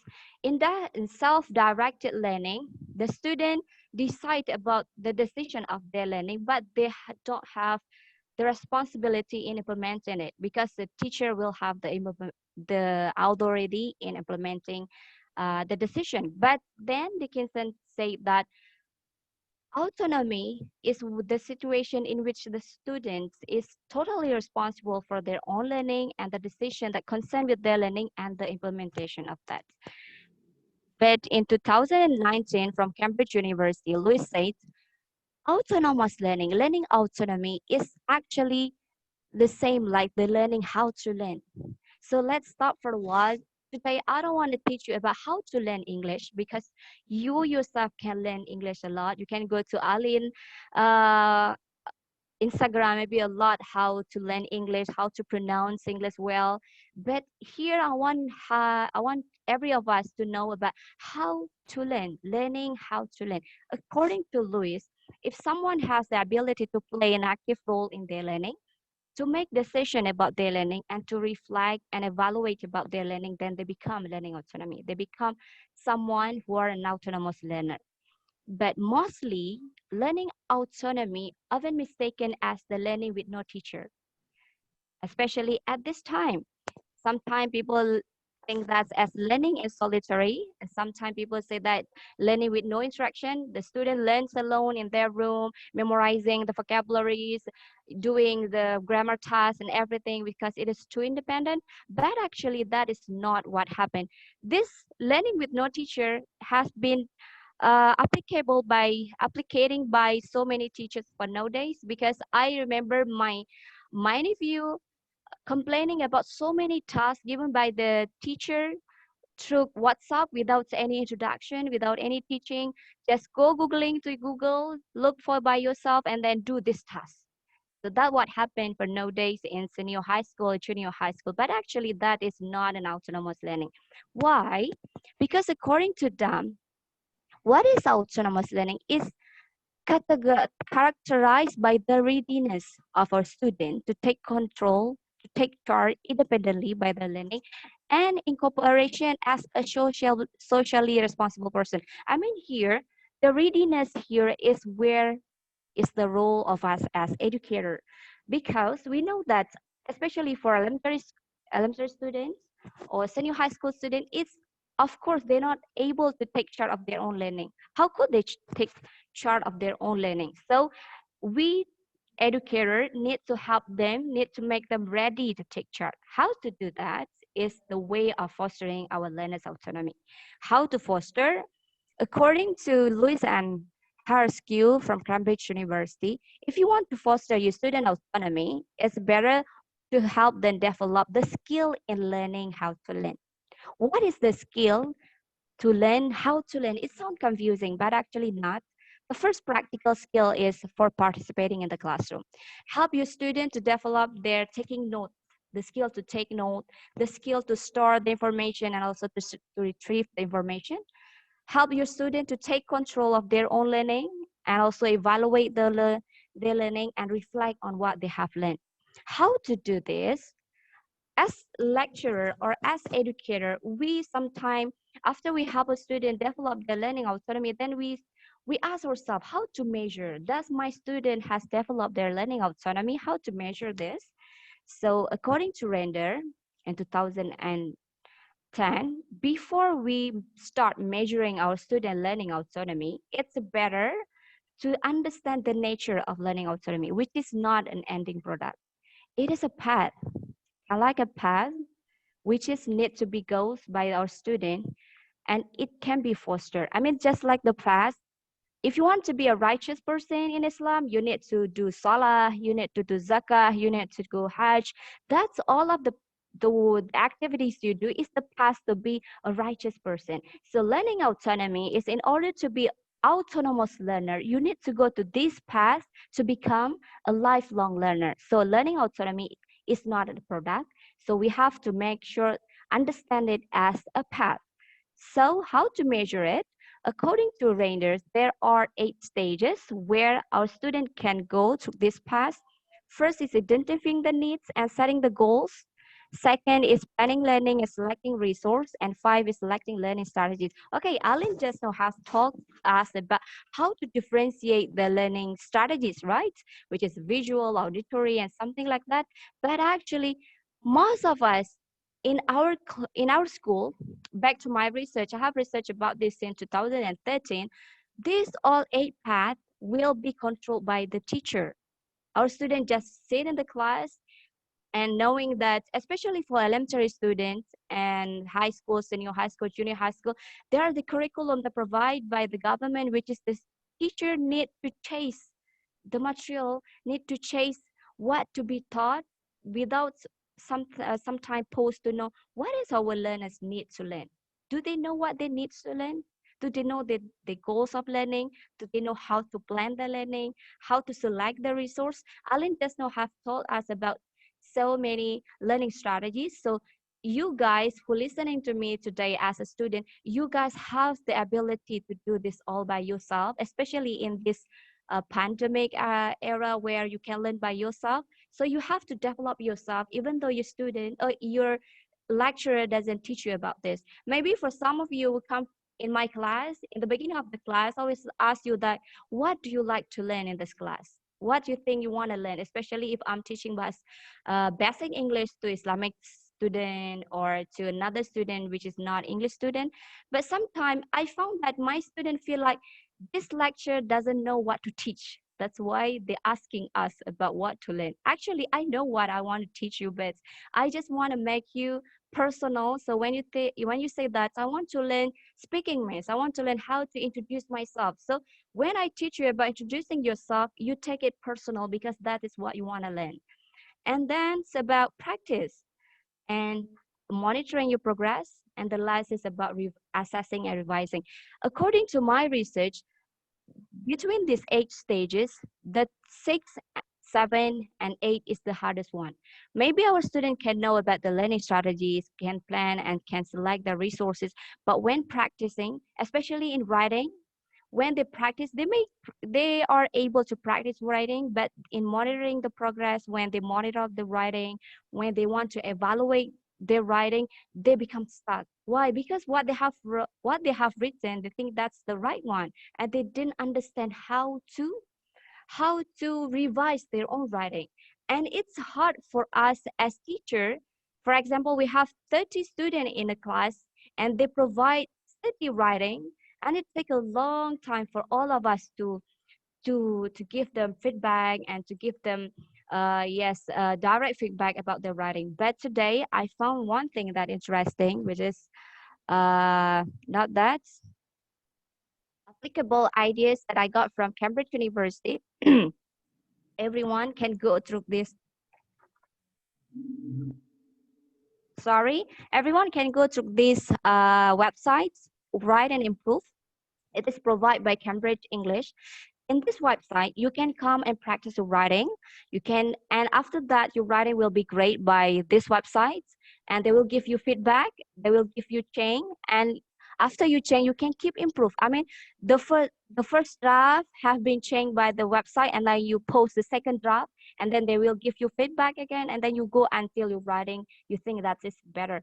And luckily, this website also provide for teacher. If you come to this website, they will ask, are you posting as a student or are you posting as a teacher? If you are a teacher, they provide a free trial for 2 months. So you can build your class here. So they provide you with the writing task, and then the task of your student will be great by them. And I think that will be lovely for us as lecturer. We have 30 students and our students' writing is graded by this website. And I suggest you, if you have a writing class, because it's a free trial for 2 months, do it for final task or for medium task. And for you guys who look for about IELTS, you can just come here too, because your writing IELTS will be helpful by this website. Okay, let's come back to these 8 stages. Okay, as I said before, the most difficult is in practice, monitoring progress and assessing. What I do to my learning is I'm asking my students to do the peer review. I provide the key answer. For example, I teach grammar class, which is so boring. If I provide the feedback, I know my student will not see other feedback. They just see the score, and at the end, they just say why I can come see, and so forth and so forth. So I provide them with the key answer and the explanation about the task, and then I'm asking my student to check for their friends' task. So everyone will check every other student's task, and while checking someone else writing, I believe they reflect on their own. For example, the answer is A. Why it's answer A? He answered B. He got wrong, and that is part of. I'm hoping that my student can look at this process as the development uh, for their learning, to develop their learning autonomy. And how to do that? Because I mentioned that in earlier, for me it's hard to teach students using Zoom, because many of my students complain that they are in the rural area, they cannot go to Zoom. They can go to Zoom, but they cannot hear my voice. They cannot say that. So yes, like Miss Eka said, pandemic pushed me to open my YouTube channels, and all of my YouTube channel for nowadays is more about my material in teaching. But later on, I will dedicate this channel to teach you about English. So for you guys who want to subscribe, I will be lovely. But then for you, because I think some here are also educators, because not everyone are able to speak publicly, not because they are not competent, they are not convenient to be that. So you can go to TEDx. In TEDx, it provides a lot of videos. You can provide or create your own lesson in TEDx. But today I'm using my own video from my YouTube. But in TEDx, you will have a lot of video provided by TEDx, which is about education. What is better between, why not just posting the YouTube link to your student? What is the better of TEDx? If you post for example, I'm posting about Jarana and Infinity for my student. When they open my video, here will be a lot about football match, about Shopee sale, and that become the distraction. I mean, like when they want to listen about my material, they will open other video because that becomes a distraction. So in TEDx, when you create your lesson, the student just come here and watch your video, and you can give an explanation also about the discussion. And that's what I'm doing. If we give them like this, the link, if they are autonomous learner, they will push this link, they will listen, they will learn by themselves. But some others will also not do that. At the end of the day, you can see it from their task. Some student, when you ask, what is the definition of this? Actually, you have posted in your YouTube, and you can just see what the answer is totally different because they didn't watch your YouTube. And others just know it's about writing. And besides that, some applicable ideas also you can do is giving your students a project-based learning. For this semester, I'm teaching grammar and listening too. I know that grammar is boring. Even for me as a lecturer, it's a boring course. So what I'm giving my student is to write an ebook, not just write, but to create an ebook. I got inspiration from this first International Knowledge Forum, which is from Song Lee. This is the ebook created by his students, and the ebook can provide the audio, and this ebook is for like elementary student, created by university student. I know why my student create this task. They need to think about what they need to do. I mean, like what type of grammatical rule they need to put in the books, and then what the story they want to write. Before that, they need to research, they need to look for the source. For this semester, I'm asking about creating the books about Islamic heroes such as Nuruddin Mahmud Zanki, which is someone we never listened before. So my student will look for that, selecting the resources, and before they post to me, they will monitor themselves, they will revising themselves, and that I think this project base will develop our students to be better and to be our autonomous learners. And this what happened by Indonesian. They put tumpeng as the book. I mean, like the tumpeng becoming an ideas where they can share this culture of Indonesian into the whole world. This is kind of like the project between Taflin and Hong Kong University. So Hong Kong University student will create the books and send the books to Indonesia, and Indonesian university student create the book and send it to Hong Kong. So Hong Kong student will understand what is tumpeng. So this part of the learning, which is, I think, it's lovely. But the challenge is, we as educators think this too hard. It's too difficult if we ask our students to do this project-based task. Even my students, when I give them this ebook, they are shocked because they think it's too hard for us to create this book. But actually, you guys just underestimate yourself. You can do that great, because I believe all of you are familiar with this seminar, right? Today's seminar actually is the result of the task base created by Miss Nina. So sometimes our students can go beyond our expectation. I believe that Miss Nina give the task for their students to create a seminar. But luckily, congratulations to Mr. Uno, who can invite Aline and who can invite Stu Sensei to be the speaker of today's seminar voluntarily. So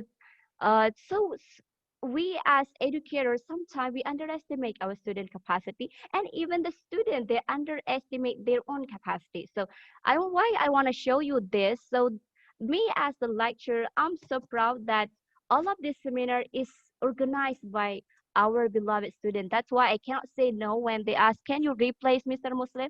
According even with no preparation, I say yes, as the support of me to my beloved students.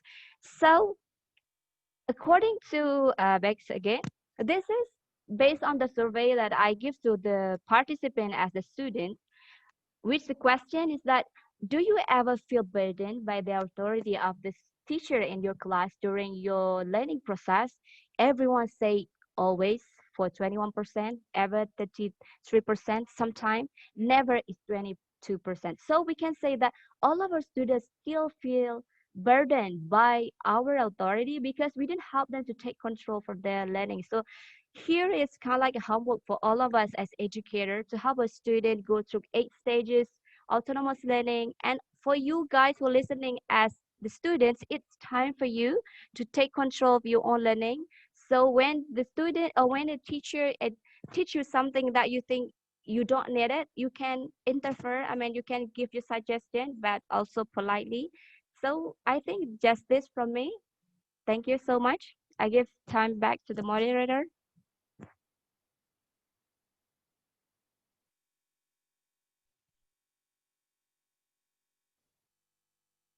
Right, thank you, Ms. Husno, for your presentation. That is a really great share, and this will aid teachers in preparing alternative in the learning process. I saw that a path to become to have a learning autonomous product. When you reach learning autonomous, you will have inner peace. This some quote from animation. Okay, for the next section, I will love to call Mr. Stu Sensei. Are you here, Mr. Sensei? Hello. Great Hello. to see you. Okay, Mr. Sensei, it's nice to have you here. It's really great to be here. Yeah. Mr. Sensei, time is yours. Fantastic. Thank you very much. So I just want to say absolutely incredible session just then. Really interesting to listen to. I took down some notes myself, actually, because I thought there's some really interesting points being put across. So from here, I would like to go into my... I cannot share the screen. So could you give me the function to share? That'd be great. Lovely. Thank you very much. So I would like to share with you today, I want to talk about the cope of demands of the learner, how we can cope as teachers. So here we go. Let's present that. So yeah, thank you very much for coming, everyone. It's great to see so many people here. It's really wonderful. But here we go. It's really interesting to hear from the last session how difficult it can be to teach over Zoom. I actually completely agree. It is a challenge. It's a new challenge for us all, yeah. But it's something that in the future could actually give us a lot of potential. You know, the amount of functions we can use on Zoom is absolutely incredible, and through other functions as well, not just Zoom. There's many platforms which we can now potentially use to teach English. but how to cope with the demands of a learner. Now, just a bit of information about myself. My name is Stu Sensei. I am from England, and I have been living and teaching in Japan for between 5 to 6 years. And about a year ago, I started teaching over social media, and I've been lucky enough to amass around about 130,000 plus followers through that, and helping out many people and build my brand and learn myself as a teacher. Yeah, it's always good for myself because I can practice and hone in my skills a bit. So today, I'd love us to answer the question, what does a learner want from us? I think that's a very important thing to think about as a teacher. Sometimes, you know, when we become teachers, we have a lot of knowledge, we have a lot of experience, and we go through a lot of study to get there. But as a learner, what do they actually want from us? Sometimes we just go via a textbook and just go down one route, but sometimes the student, it doesn't match up with what their expectations are and what they want. So what do you think? What does a learner want from us? If you could tell me in the chat, that'd be great. I'd love to know what you think. I think there's a few different things that each learner wants. Maybe someone who is aiming to get a job and thinks English will help them move forward. Maybe you're managing a classroom, so the kids actually, or the students, don't actually know why they're there. You know, that happens quite a lot if you're with younger students. There could be people there who are just put there from their work. So work actually send them to a session and they don't want to be there. So we're involved with many different types of students. But why, yeah, what does a learner want from us? So I think that a learner actually wants to achieve their goals in the most efficient and convenient way possible. So when a student comes to us, they want to get to the end goal immediately. In this second, the first session, we must finish, and then they've passed English, they've mastered it. And I think many students try to go very fast through this process. But as many of us here know, the process of learning takes a long time, especially with a language or any skill, to be honest. But yes, they want to get there in the most efficient and convenient way.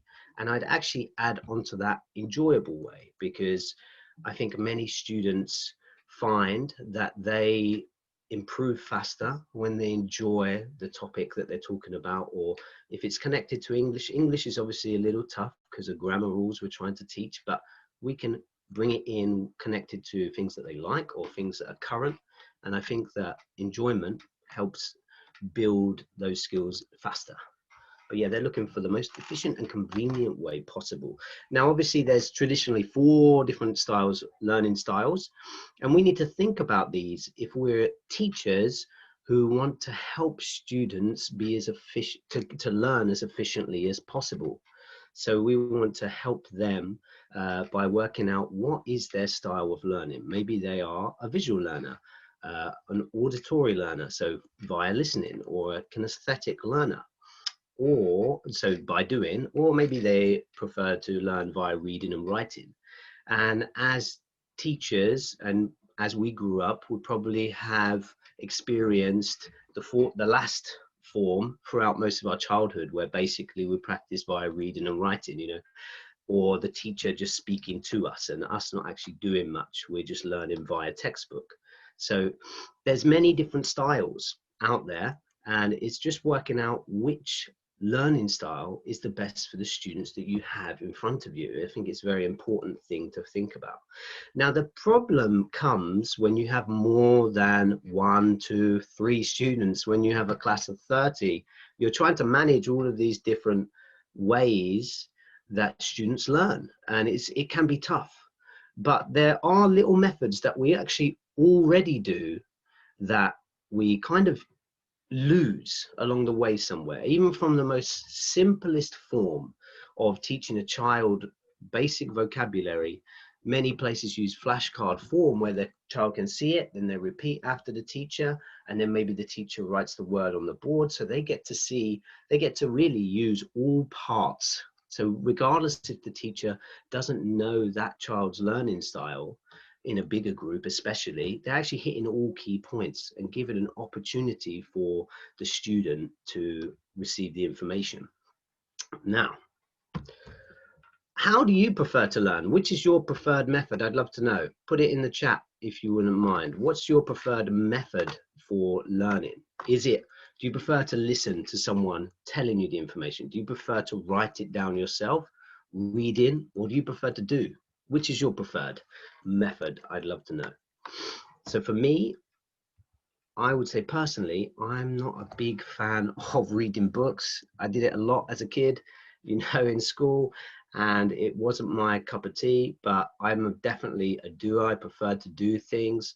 And recently I've found that listening to someone telling me information has helped a lot.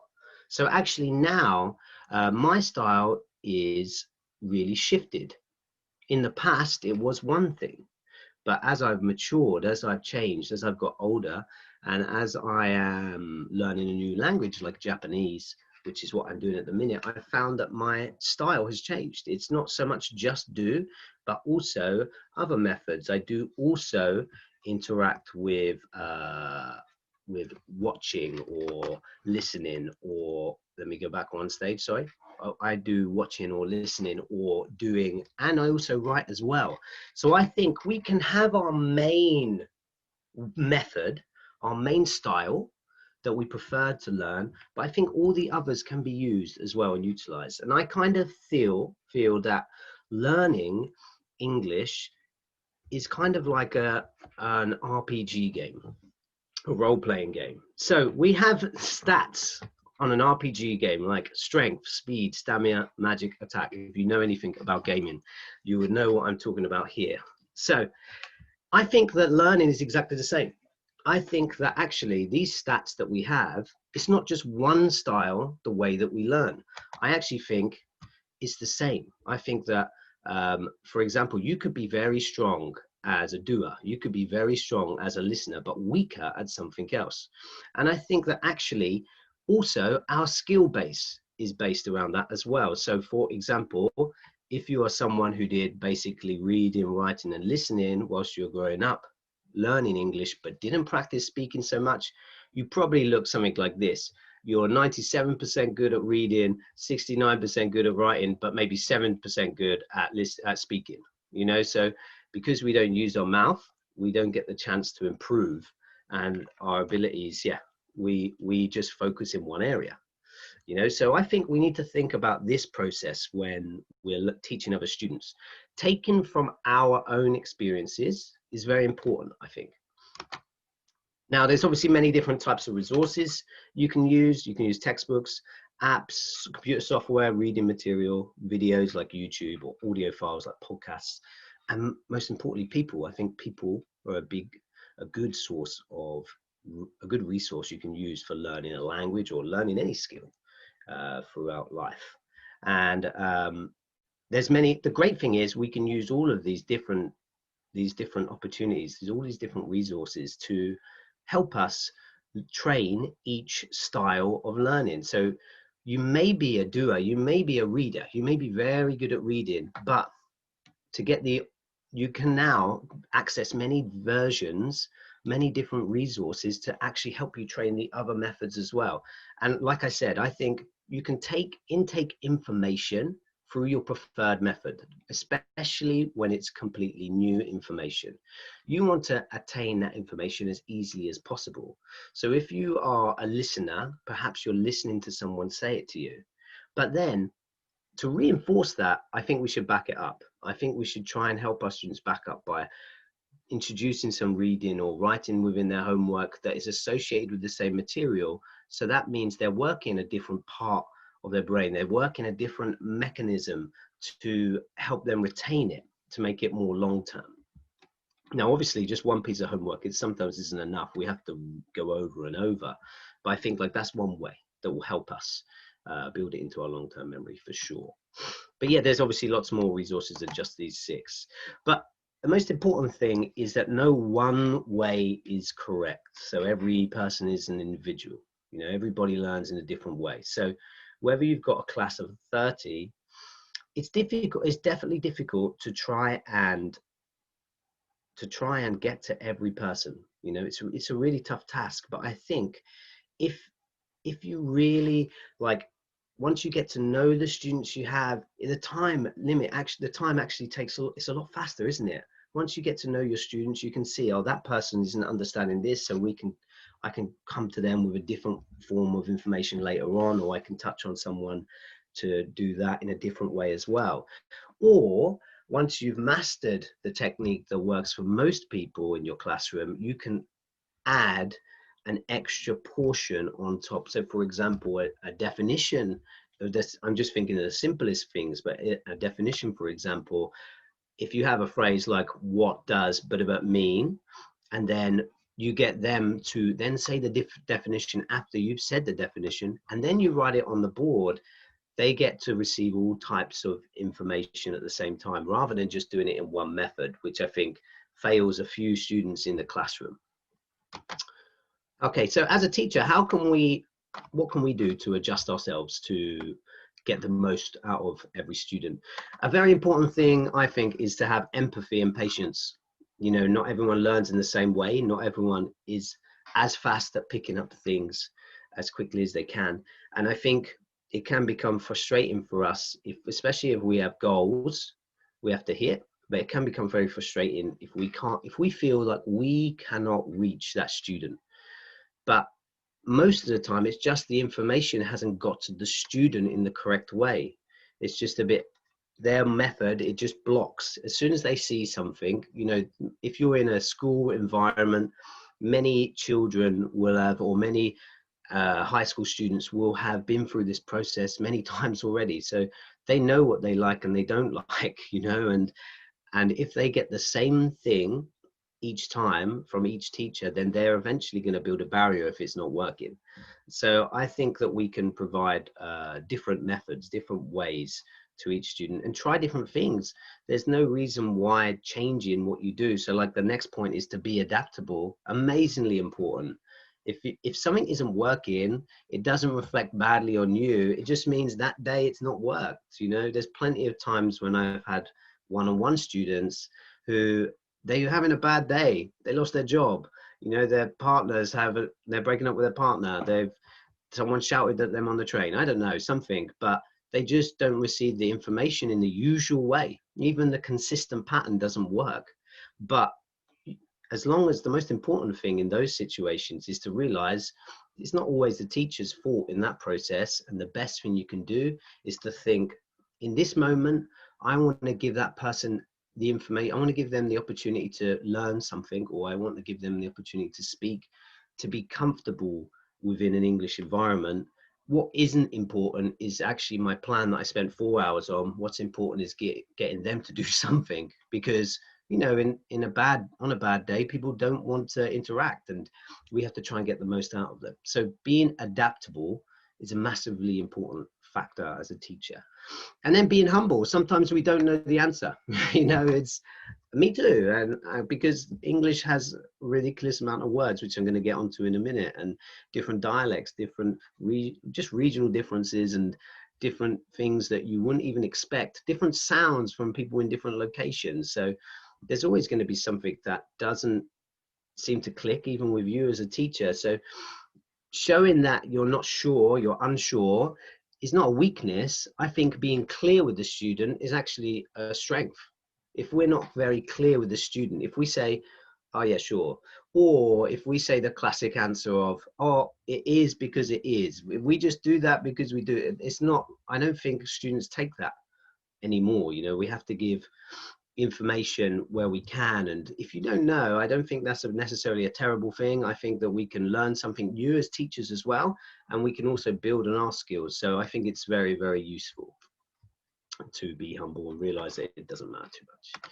So, you know, in the English language, there are over 1 million words, including slang and idioms, things that maybe are not within the dictionary, but there are words used there there's over 1 million of them. But remind students that native speakers do not use every single piece of vocabulary. You know, we seem to be overloaded. Students are overloaded because the task of learning a language is incredibly tough, incredibly tough.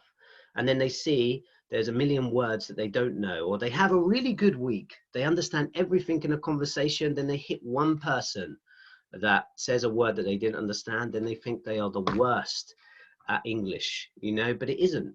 It's just because there's a million words in the English language, some not used, some used more regularly than others. And just most native speakers know around about 20 to 40,000 of them.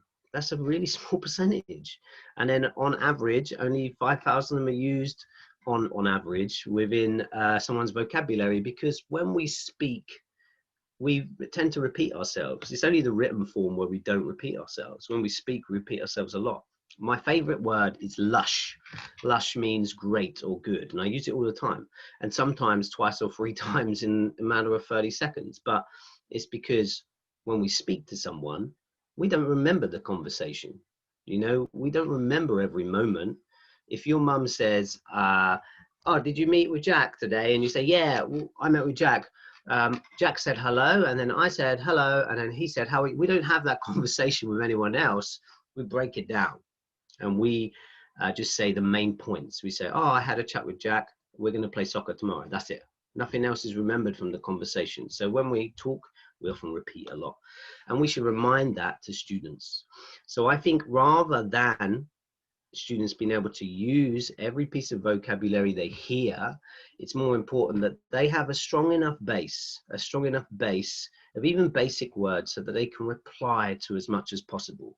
That doesn't mean you shouldn't understand. Understanding is great, definitely. But the fact that we force the idea of that we need to use it, I think students get confused by the fact that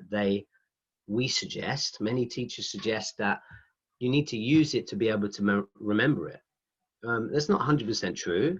You can remember things via memory, by reading, by writing, as we've discussed before. It depends on your learning technique. But I think people get confused then, thinking that they then have to use it to not lose it. But I think you can understand things and then reply. It's the same as a native speaker, because native speakers, if I speak to an American person, there's not everything that we understand. Not everything is the same, because there's differences in words, and words that I don't use, words that they don't use. So we should remind students that they don't need to be so specific, that there's so much vocabulary. Don't worry about it.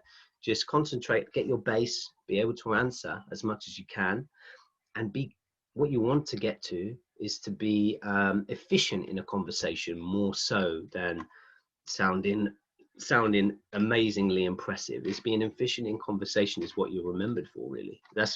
If we have to pause because we forget a word, then that's where the frustration comes for many people. And we should remind students that they have a responsibility as well.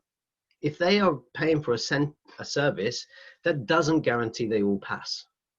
Many students, I've noticed recently, many students pay for something expecting they will definitely 1000% get everything they want. They'll reach their goal just from paying. But that's not enough, because if your goal is to become fluent in English, but then you take one lesson for 30 minutes every week, and that's all the English practice you do, it's impossible to become fluent because you're not using the language enough. You know, it's really, really important factor. And many students' goal, which I'll get onto in a sec, but many students' goals are vague, very vague and very big. I want to master English. I want to be perfect when I speak in English. I want to be like a native. I want to pass IELTS exam band 9, or so. You know, they're so specific and so big goals.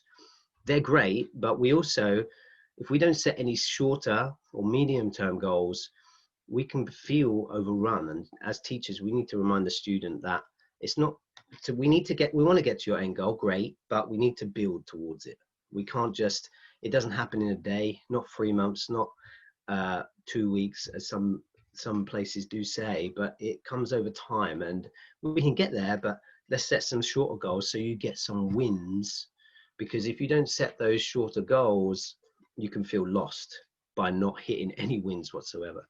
And then they need to accept that you're going to make mistakes. You know, that's just part and parcel of learning a language. the goals also change whilst we learn a language. We hit our goal and then we want to achieve the next best thing, or something changes in our life and we want it sooner, you know. So because we force the issue that we want to get to a certain place, we expect something very quickly, but we're going to make mistakes along the way. And when people see a mistake, they think they're not going to hit their goal. They are going to hit their goal. It's just mistakes happen, even with native speakers every day. Not as in essential mistakes, but people forget things. They have a bad day themselves. You know, half the time it's not the knowledge of English, it's actually the situation they're surrounded by. It's very, very different. So mistakes are not a weakness, they're an opportunity anyway. And then just to finish off, so many English learners believe this is where English is spoken, this map.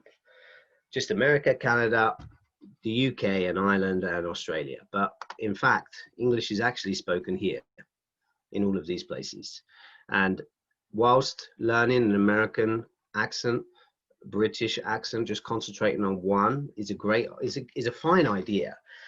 Don't forget that we will actually speak to probably more people who are not from the native speaking countries as learners, because as learners, we actually practice with other learners more than native speakers. So we should get used to hearing all of these other sounds and don't feel sad when we don't get exactly what's said, because there's so many different sounds around the world.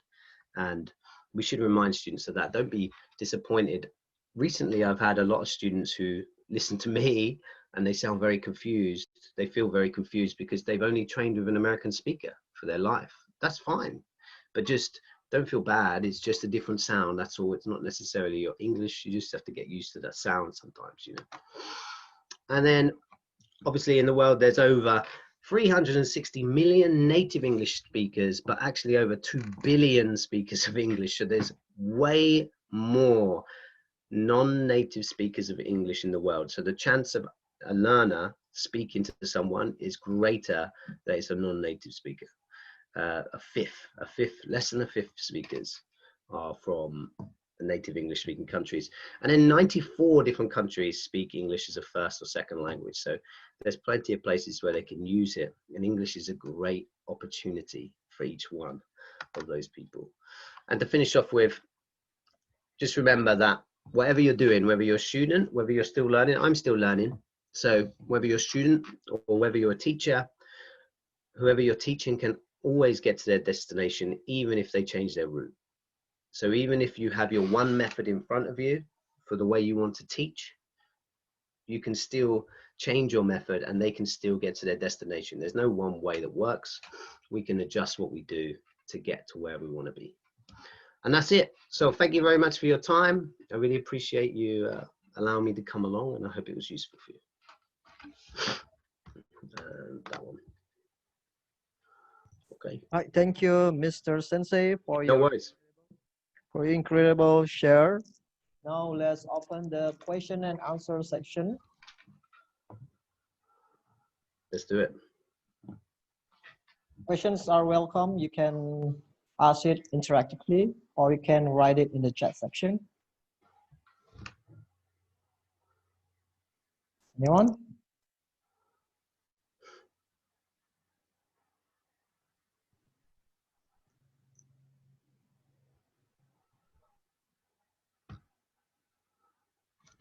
Miss Wahida, maybe?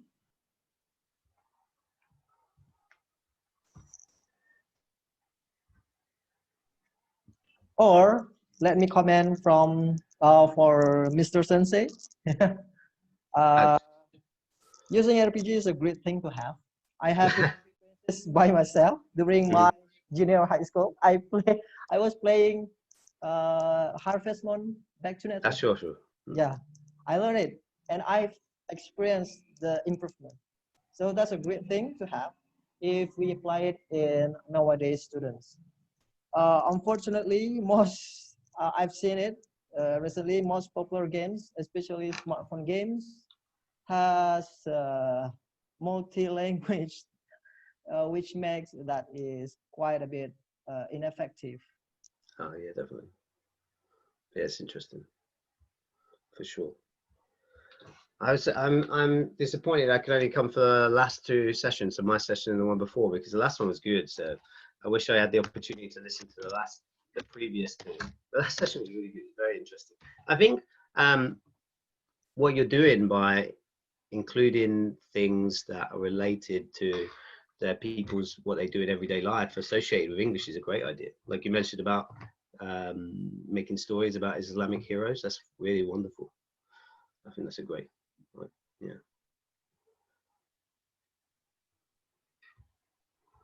Okay. Miss Nina Afrida, maybe.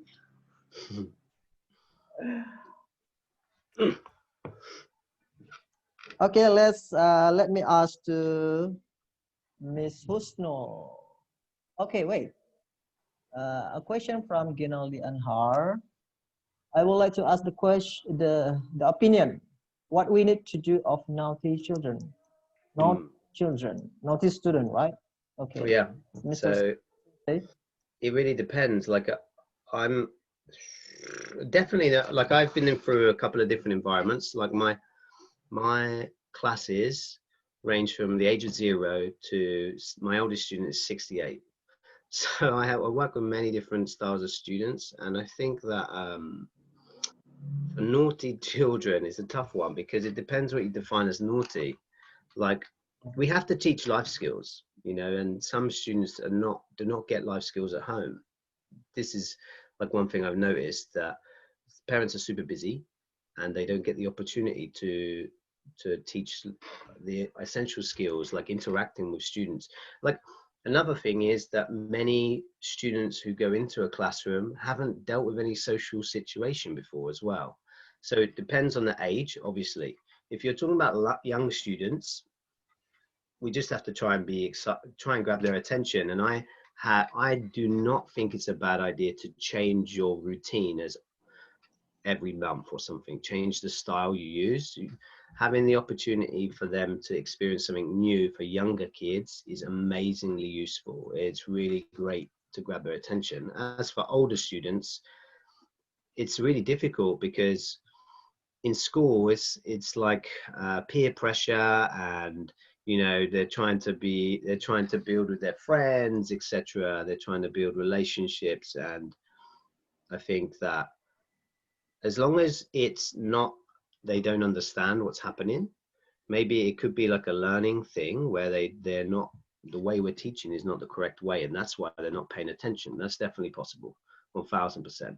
So we have to take a backseat look on those situations and think about it, that we need to adjust the way we help those students. But with a big class, it's very tough, isn't it? Big class is always difficult. Sure. Yeah, I think the culprit, we can say culprit, right?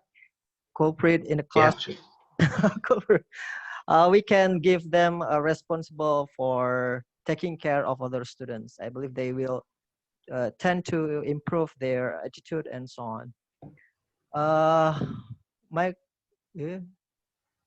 Okay, Mr. Sensei, one question from me. It is about your Instagram accounts. Yeah. Yeah, sure. Can you share any interesting experiences that you encounter? Million. Where would you like me to start? Yeah, the special ones that you can share to us, either the bad ones or good ones, please. Sure, yeah, of course. So obviously there's been many, like you know, social media is a difficult place. There's many people who, it's a great opportunity. First, it's an amazing opportunity, but there are definitely some issues with different cultures. Is a great example. Like I have a low tolerance. I give people an opportunity. I explain, because when two different cultures come together, there can be difficulties, obviously, because of whatever history or political issues. But I do explain that within the English environment that we're surrounded by, that's not acceptable to bring up those things. That's not what we're here for. We're here to practice learning, especially if I do a live, for example, a live session. And then if they still continue, then I just stop them. So there's some students do attack others because of their cultural background, and that's one of the worst things for me. But then there's obviously like someone trying to hack my account, or someone trying to get into my messages just for like information and constantly hounding. You know, that, like I said, there's like over 130,000 students. So what I've got down to now is to explain to the student, look, I can give you time, but I have 130,000 students. So if I split that week up, which is 8,000 something minutes, and I literally went down into details to explain, I can divide it up fairly, and then there's 1 second available for you. What would you like to ask? And then they understand, like when we message someone, it feels like we're messaging just that person and there's no one else in the room. But actually there's many people once you build your brand. But it's a great opportunity. There's so many chances to learn new things, especially about new cultures, and build skills when talking with a variety of students.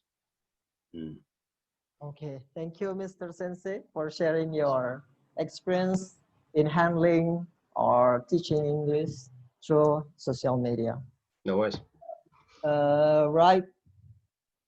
Question to Miss Husnul from Yes, Riza Armaini. Miss Husnul, are you there? yes, I'm here. Yeah. Question from Riza Armaini. What makes a good teacher during this pandemic? Simple questions, but you need to elaborate detail. What make a good teacher? Maybe the only one who can answer this is students. I think what makes a good teacher during the pandemic is someone who can motivate our students. I think start echoing. Someone mute here? Anyone? Can you hear me? I think start echo. Yeah, it's Okay, it start. So, I think what makes a good teacher is someone who help your students to learn by themselves and never stop learning, and they become a lifelong learning. Because somehow when you find your student in rural area, even for WhatsApp, they cannot come there. I mean, they cannot reach you through WhatsApp, because for last semester, I have a student who cannot reach me through WhatsApp.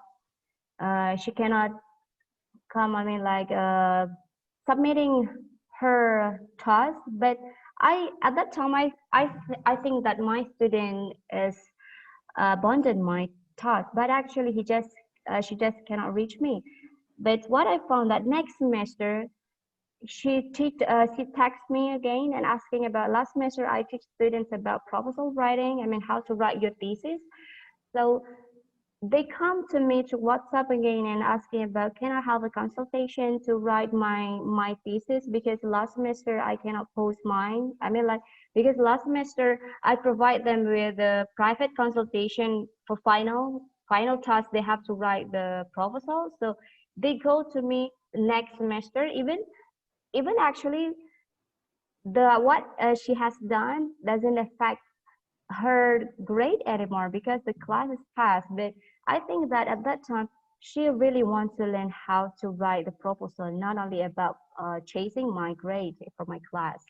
I think just now I'm seeing Riza Kirami raising hand. Maybe she wants to ask visually.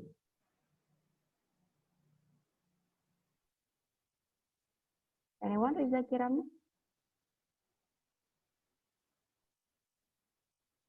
No?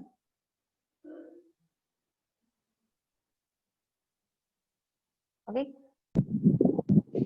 Yes. Okay. question, Miss.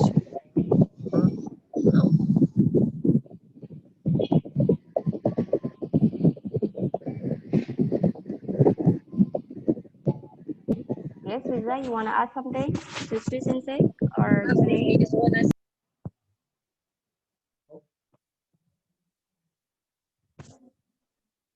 Hello, Riza. We can't hear you.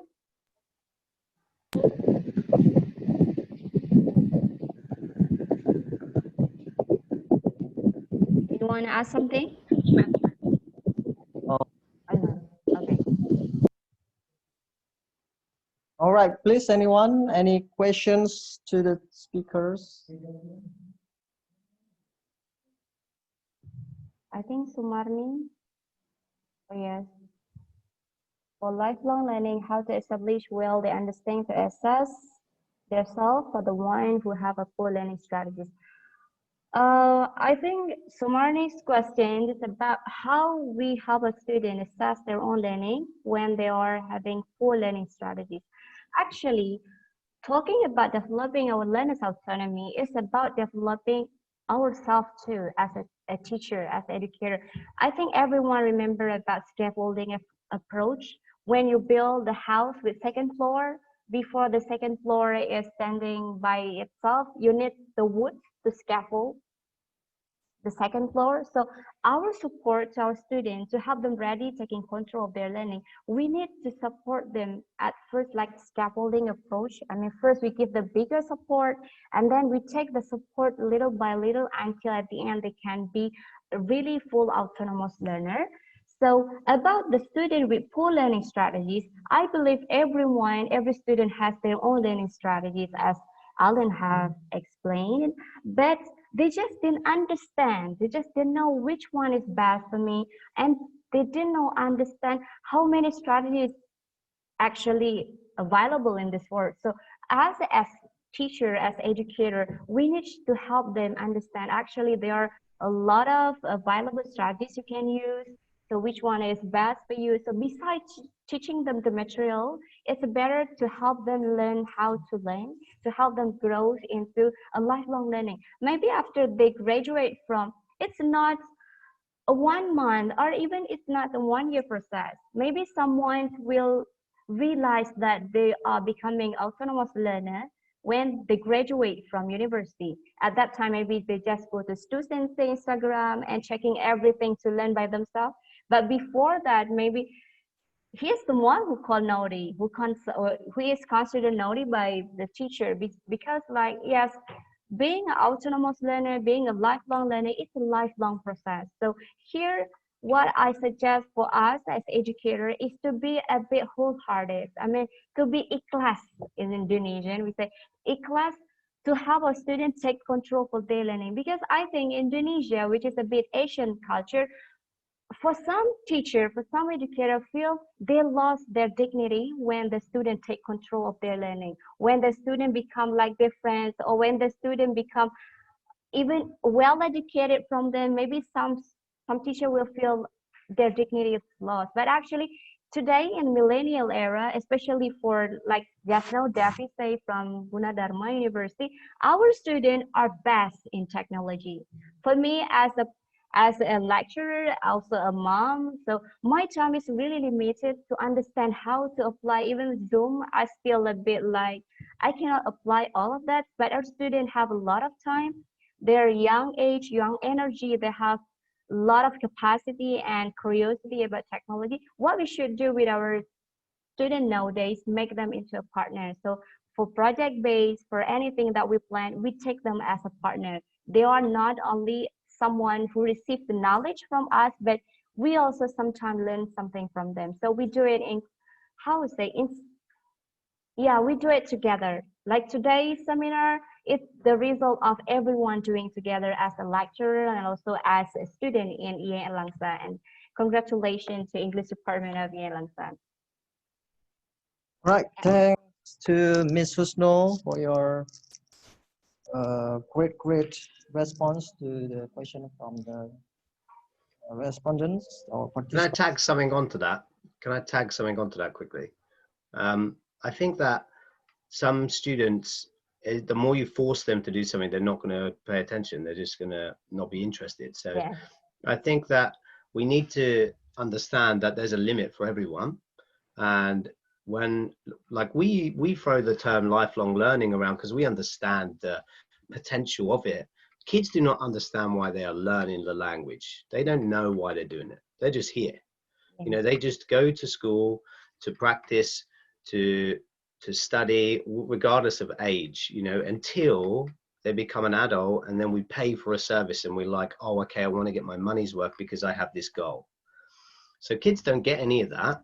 So we have to manage the student in the best way we can to help them survive through learning, because some students just are not suited to a classroom as well. You know, there's that fact as well we have to think about. Yes, so yes.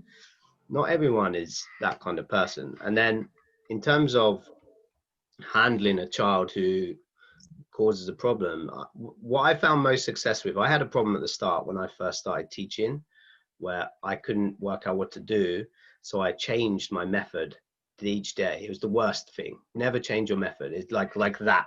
You have to have your barrier and they have to understand where your limit is. If you alter, like some days you say it's okay and then the next week you say it's not good, the kid then, you know, the kid just doesn't know where the barrier is, so they're constantly testing. But if they know where the barrier is, if they understand, okay, so I work with a lot of younger kids, so I use 5, 4 without speaking. I don't even need to speak. I just do this and they see and they're like, okay, fine, it's the end. But if you have that like barrier, there's no need to shout or anything, but as long as they know where the limit is, I think that really helps all kids understand, look, stop there. And then it just creates a bit of a clearer picture for everyone involved. Okay, thank you for adding the answer, Mr. Sensei. Related to the questions about controlling students, students are innocent. Yeah. How about the role of parents in learning autonomy?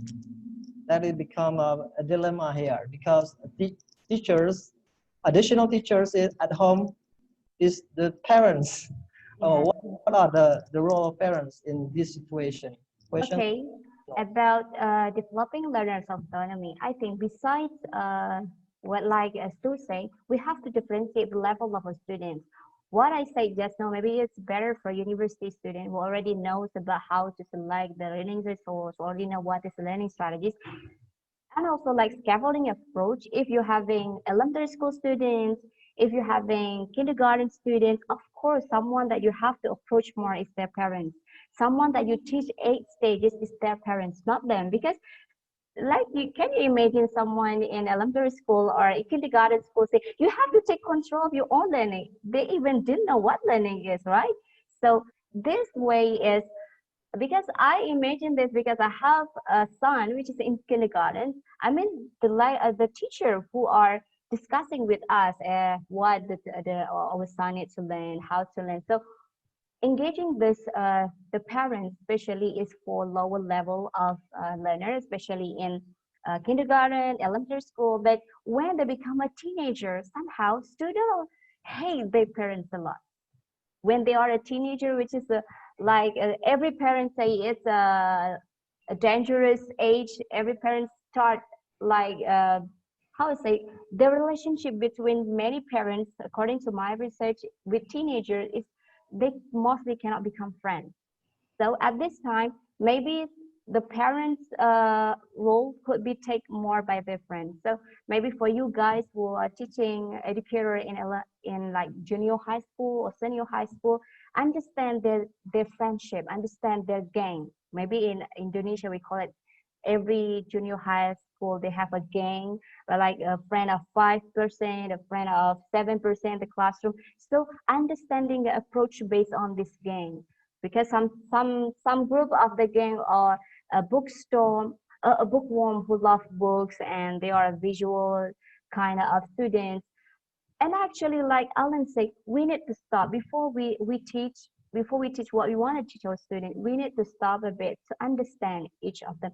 That's what makes it great challenge in Indonesia. We have a large class, which is maybe about 35 students in the class, and it take a hard time. I mean, a lot of time for us to know our student individually, because yeah, there are 30 people, but I think at the end of the year, for senior high school and junior high school, the member of the class will be the same person.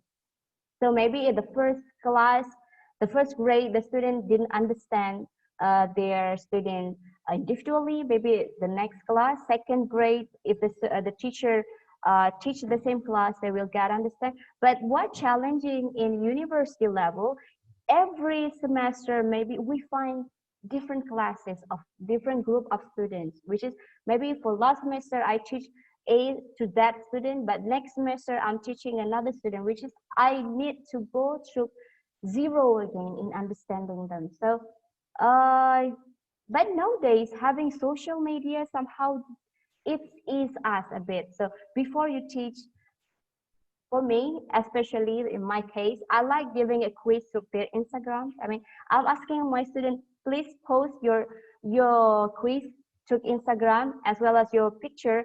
So that's make me a bit doing observation about their Instagram and how what is student like, how the character like. So it's also make me remember, oh, Suchi this face, Ali this face. So that's somehow is me in memorizing my students to become, yeah, to know them individually.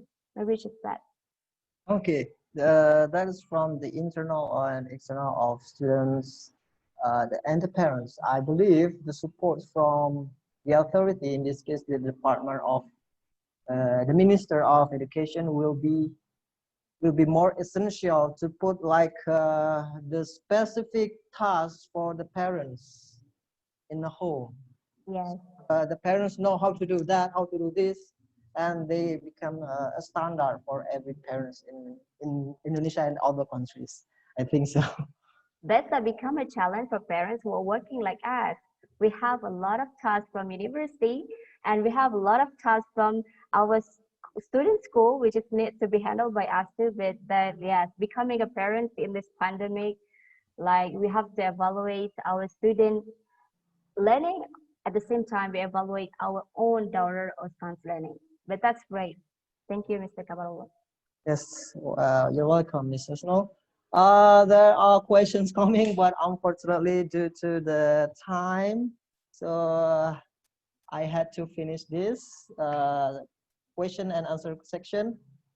Before that, I would like to make a short statement from the four speakers. Like, this pandemic is not over yet, so we are as lecturers, as teachers, as students, educational practitioners, parents, or everything, we should be flexible on it because it is not over yet. And once again, thank you for Miss Alin, Professor Eka Sri Mulyani, Miss Husno for replacing Mr. Muslim, and also Mr. Stu Sensei. Thank you so much for sparing your time here, sharing your information, incredible information. We cannot thank you more enough for you. And to get in touch with them, you can follow, subscribe their social accounts, starting from Professor Eka. You can reach her on Instagram at eka.srimulyani, on YouTube, Prof. Eka Sri Mulyani, and Facebook, Eka Sri Mulyani. And also for Miss Alin Sylvester, you can reach her on her Instagram at Neuro English Confidence.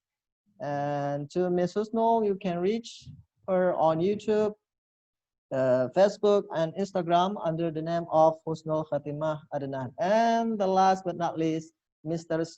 Stu Sensei, you can reach him on Instagram at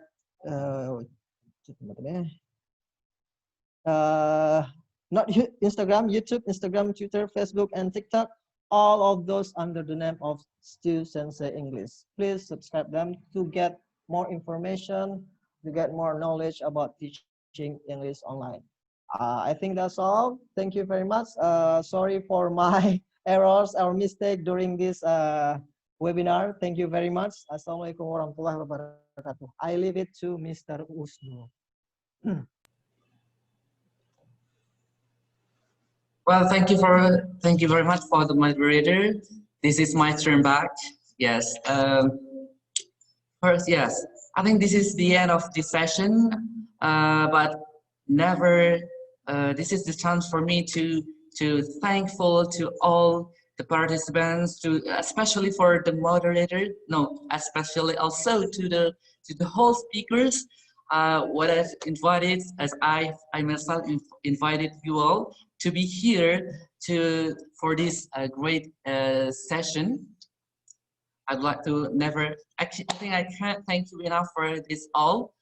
And well, before we close this meeting, this digital meetings, let us take a picture to have a document for a while, kindly remind to the whole participants to open your camera, please, because we'd like to take picture first before we end this session.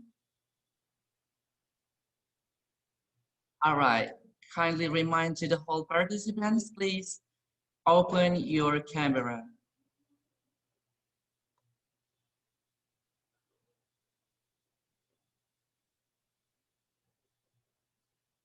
All right, as I see here, there are 4 slides here.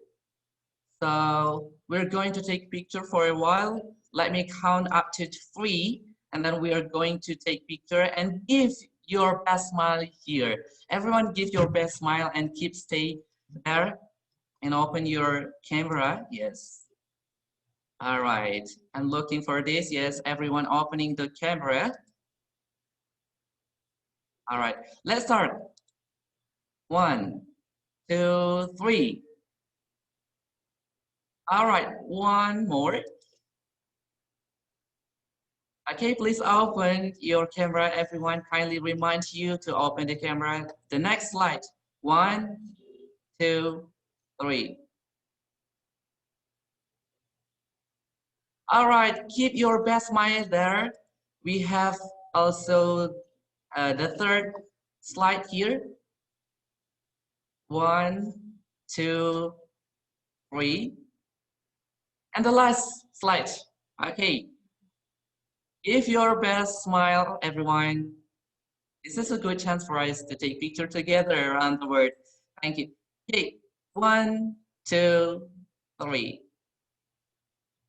All right, I'm deeply thankful to all the audiences here who has been participating up to the end of this session. All right, really nice for me to see you all here in this virtual room. Thank you for the whole part speakers and the great speaker I have today. And thank you to the committees who has been worked hard a lot. And hopefully you really enjoy this webinar. And I myself, as the master of ceremony, I'm sorry for any mistake I've made before. And thank you, and see you for the next webinar. Thank you so much. Assalamualaikum warahmatullahi wabarakatuh. Goodbye. Salam warahmatullahi wabarakatuh. Terima kasih banyak semuanya. Yes, sama-sama, Miss. Izin live ya. Assalamualaikum.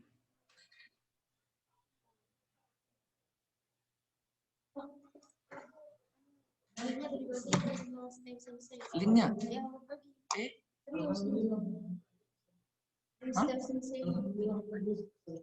Iya, desisi kan? Iya kan?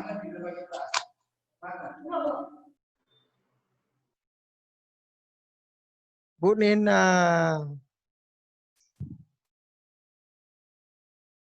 Bu, suaranya di unmute. Bu Nina. Kenapa? Oh, lagi ada ini ya. Kurcaci ya di belakang tadi. Dari tadi. Pengen masuk juga kurcacinya. Mana ibu-ibu lain? Bu Intan mana? Oh, ya kan khas. Ya, oke Kem, kok tahu ya? Tahu tadi nampak. Oke, makasih semuanya, makasih ya Kem. Sama-sama Bu. Di mana sekarang, di Langsa? Nih di Langsa untuk saat ini Bu, sebentar welcome. Kayaknya sedang senang karena ada ini ya, baby, new baby. Ada mainan baru. Oke. Apa masuk kampus? Saya mau main-main sekali-sekali. Senin saya WFO. Jam berapa? Pukul berapa kira-kira? Waduh, ini live loh. Oh, tangan ya. Ya, enggak. Ya waktu kantor lah. Biasa saya datang jam berapa? Ya. Yang pasti pagi. Sawuh Sawuh, lulu. kampus ya? Ya, sawuh kampus. Oke, ajak Arif ya. Arif yang tetangga nggak pernah datang. Nah, itulah harus saya seret dulu dia, baru mau datang. Nanti next webinar dia, Bu ya. Udah saya bilang ke dia. Kata Bang Mardian. Thank you so much for the great work today. Ayo, ini kita gas. Semangat. Panitia semangat ya. Itu yang panitia ini nanti dapat. Panitia udah makan siang. Ya, es krim, jangan es krim di lapangan Merdeka ya pokoknya ya, yang mahal. Malah saya yang belum makan siang ini panitia. Panitianya kayaknya udah makan siang ini. Tahu ya. Oke, ya. Makasih ya Kamarullah. Makasih semua Ibu Dina, Bu Husnul, Dik Husnul. Dik Husnul. Ya, ada Husnul. Warahmatullahi wabarakatuh. Waalaikumsalam warahmatullahi wabarakatuh. Dia ada siswa kayak gitu.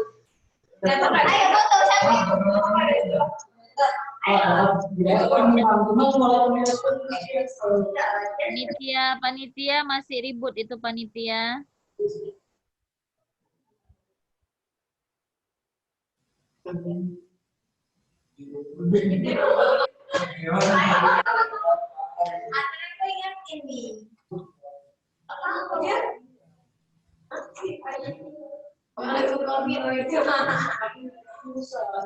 Oke, makasih untuk peserta yang sudah join. Boleh meninggalkan ruang Zoom-nya. Kayaknya panitianya karena belum sholat, jadi mereka agak repot dari tadi.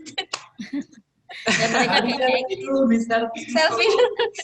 Saya nggak diajak foto ya, saya. Oh, boleh, Miss, boleh. Dari Zoom. Berarti kami hadap ke ini lah, Miss, ke apa komputer kalau gitu. Sana. Nggak cepat Miss senyum saja. Mana nih kamera ini? Ini kita hadap ke sini ya. Ayo, taking picture virtually. Depan lagi. Ini terbuka. Lagi ini kan nampak. Kita sini aja. Sini nggak nampak di sini. Oh, Ibu PBI. Bentar. Kamera belakang. Gini. Gimana sih? Panitia. Yang mana? Mana cara dipin? Apa nih? Mau screenshot itu? PGDI ini punya. Ini punya mana? Pin. Para panitia. Ya, Miss. Ya. Masih ada peserta. Jangan terlalu narsis ya. Jangan terlalu narsis. Biar nggak apa-apa. Udah end meeting lah sekalian. Nggak apa-apa sekali Kalau aja. live meeting kita nggak dapat foto. Ya. Ya apa bang? Bumerang bang. Jadi saya kena nih, saya kena. Saya ada. Ada. 1, 2, bumerang ya? Ya. 1, 2. Oke, cool. Berapa kali dikirimnya? Lagi pakai apa kita? Gaya pulang. Oke ya. Stop record. Habis kupon konser.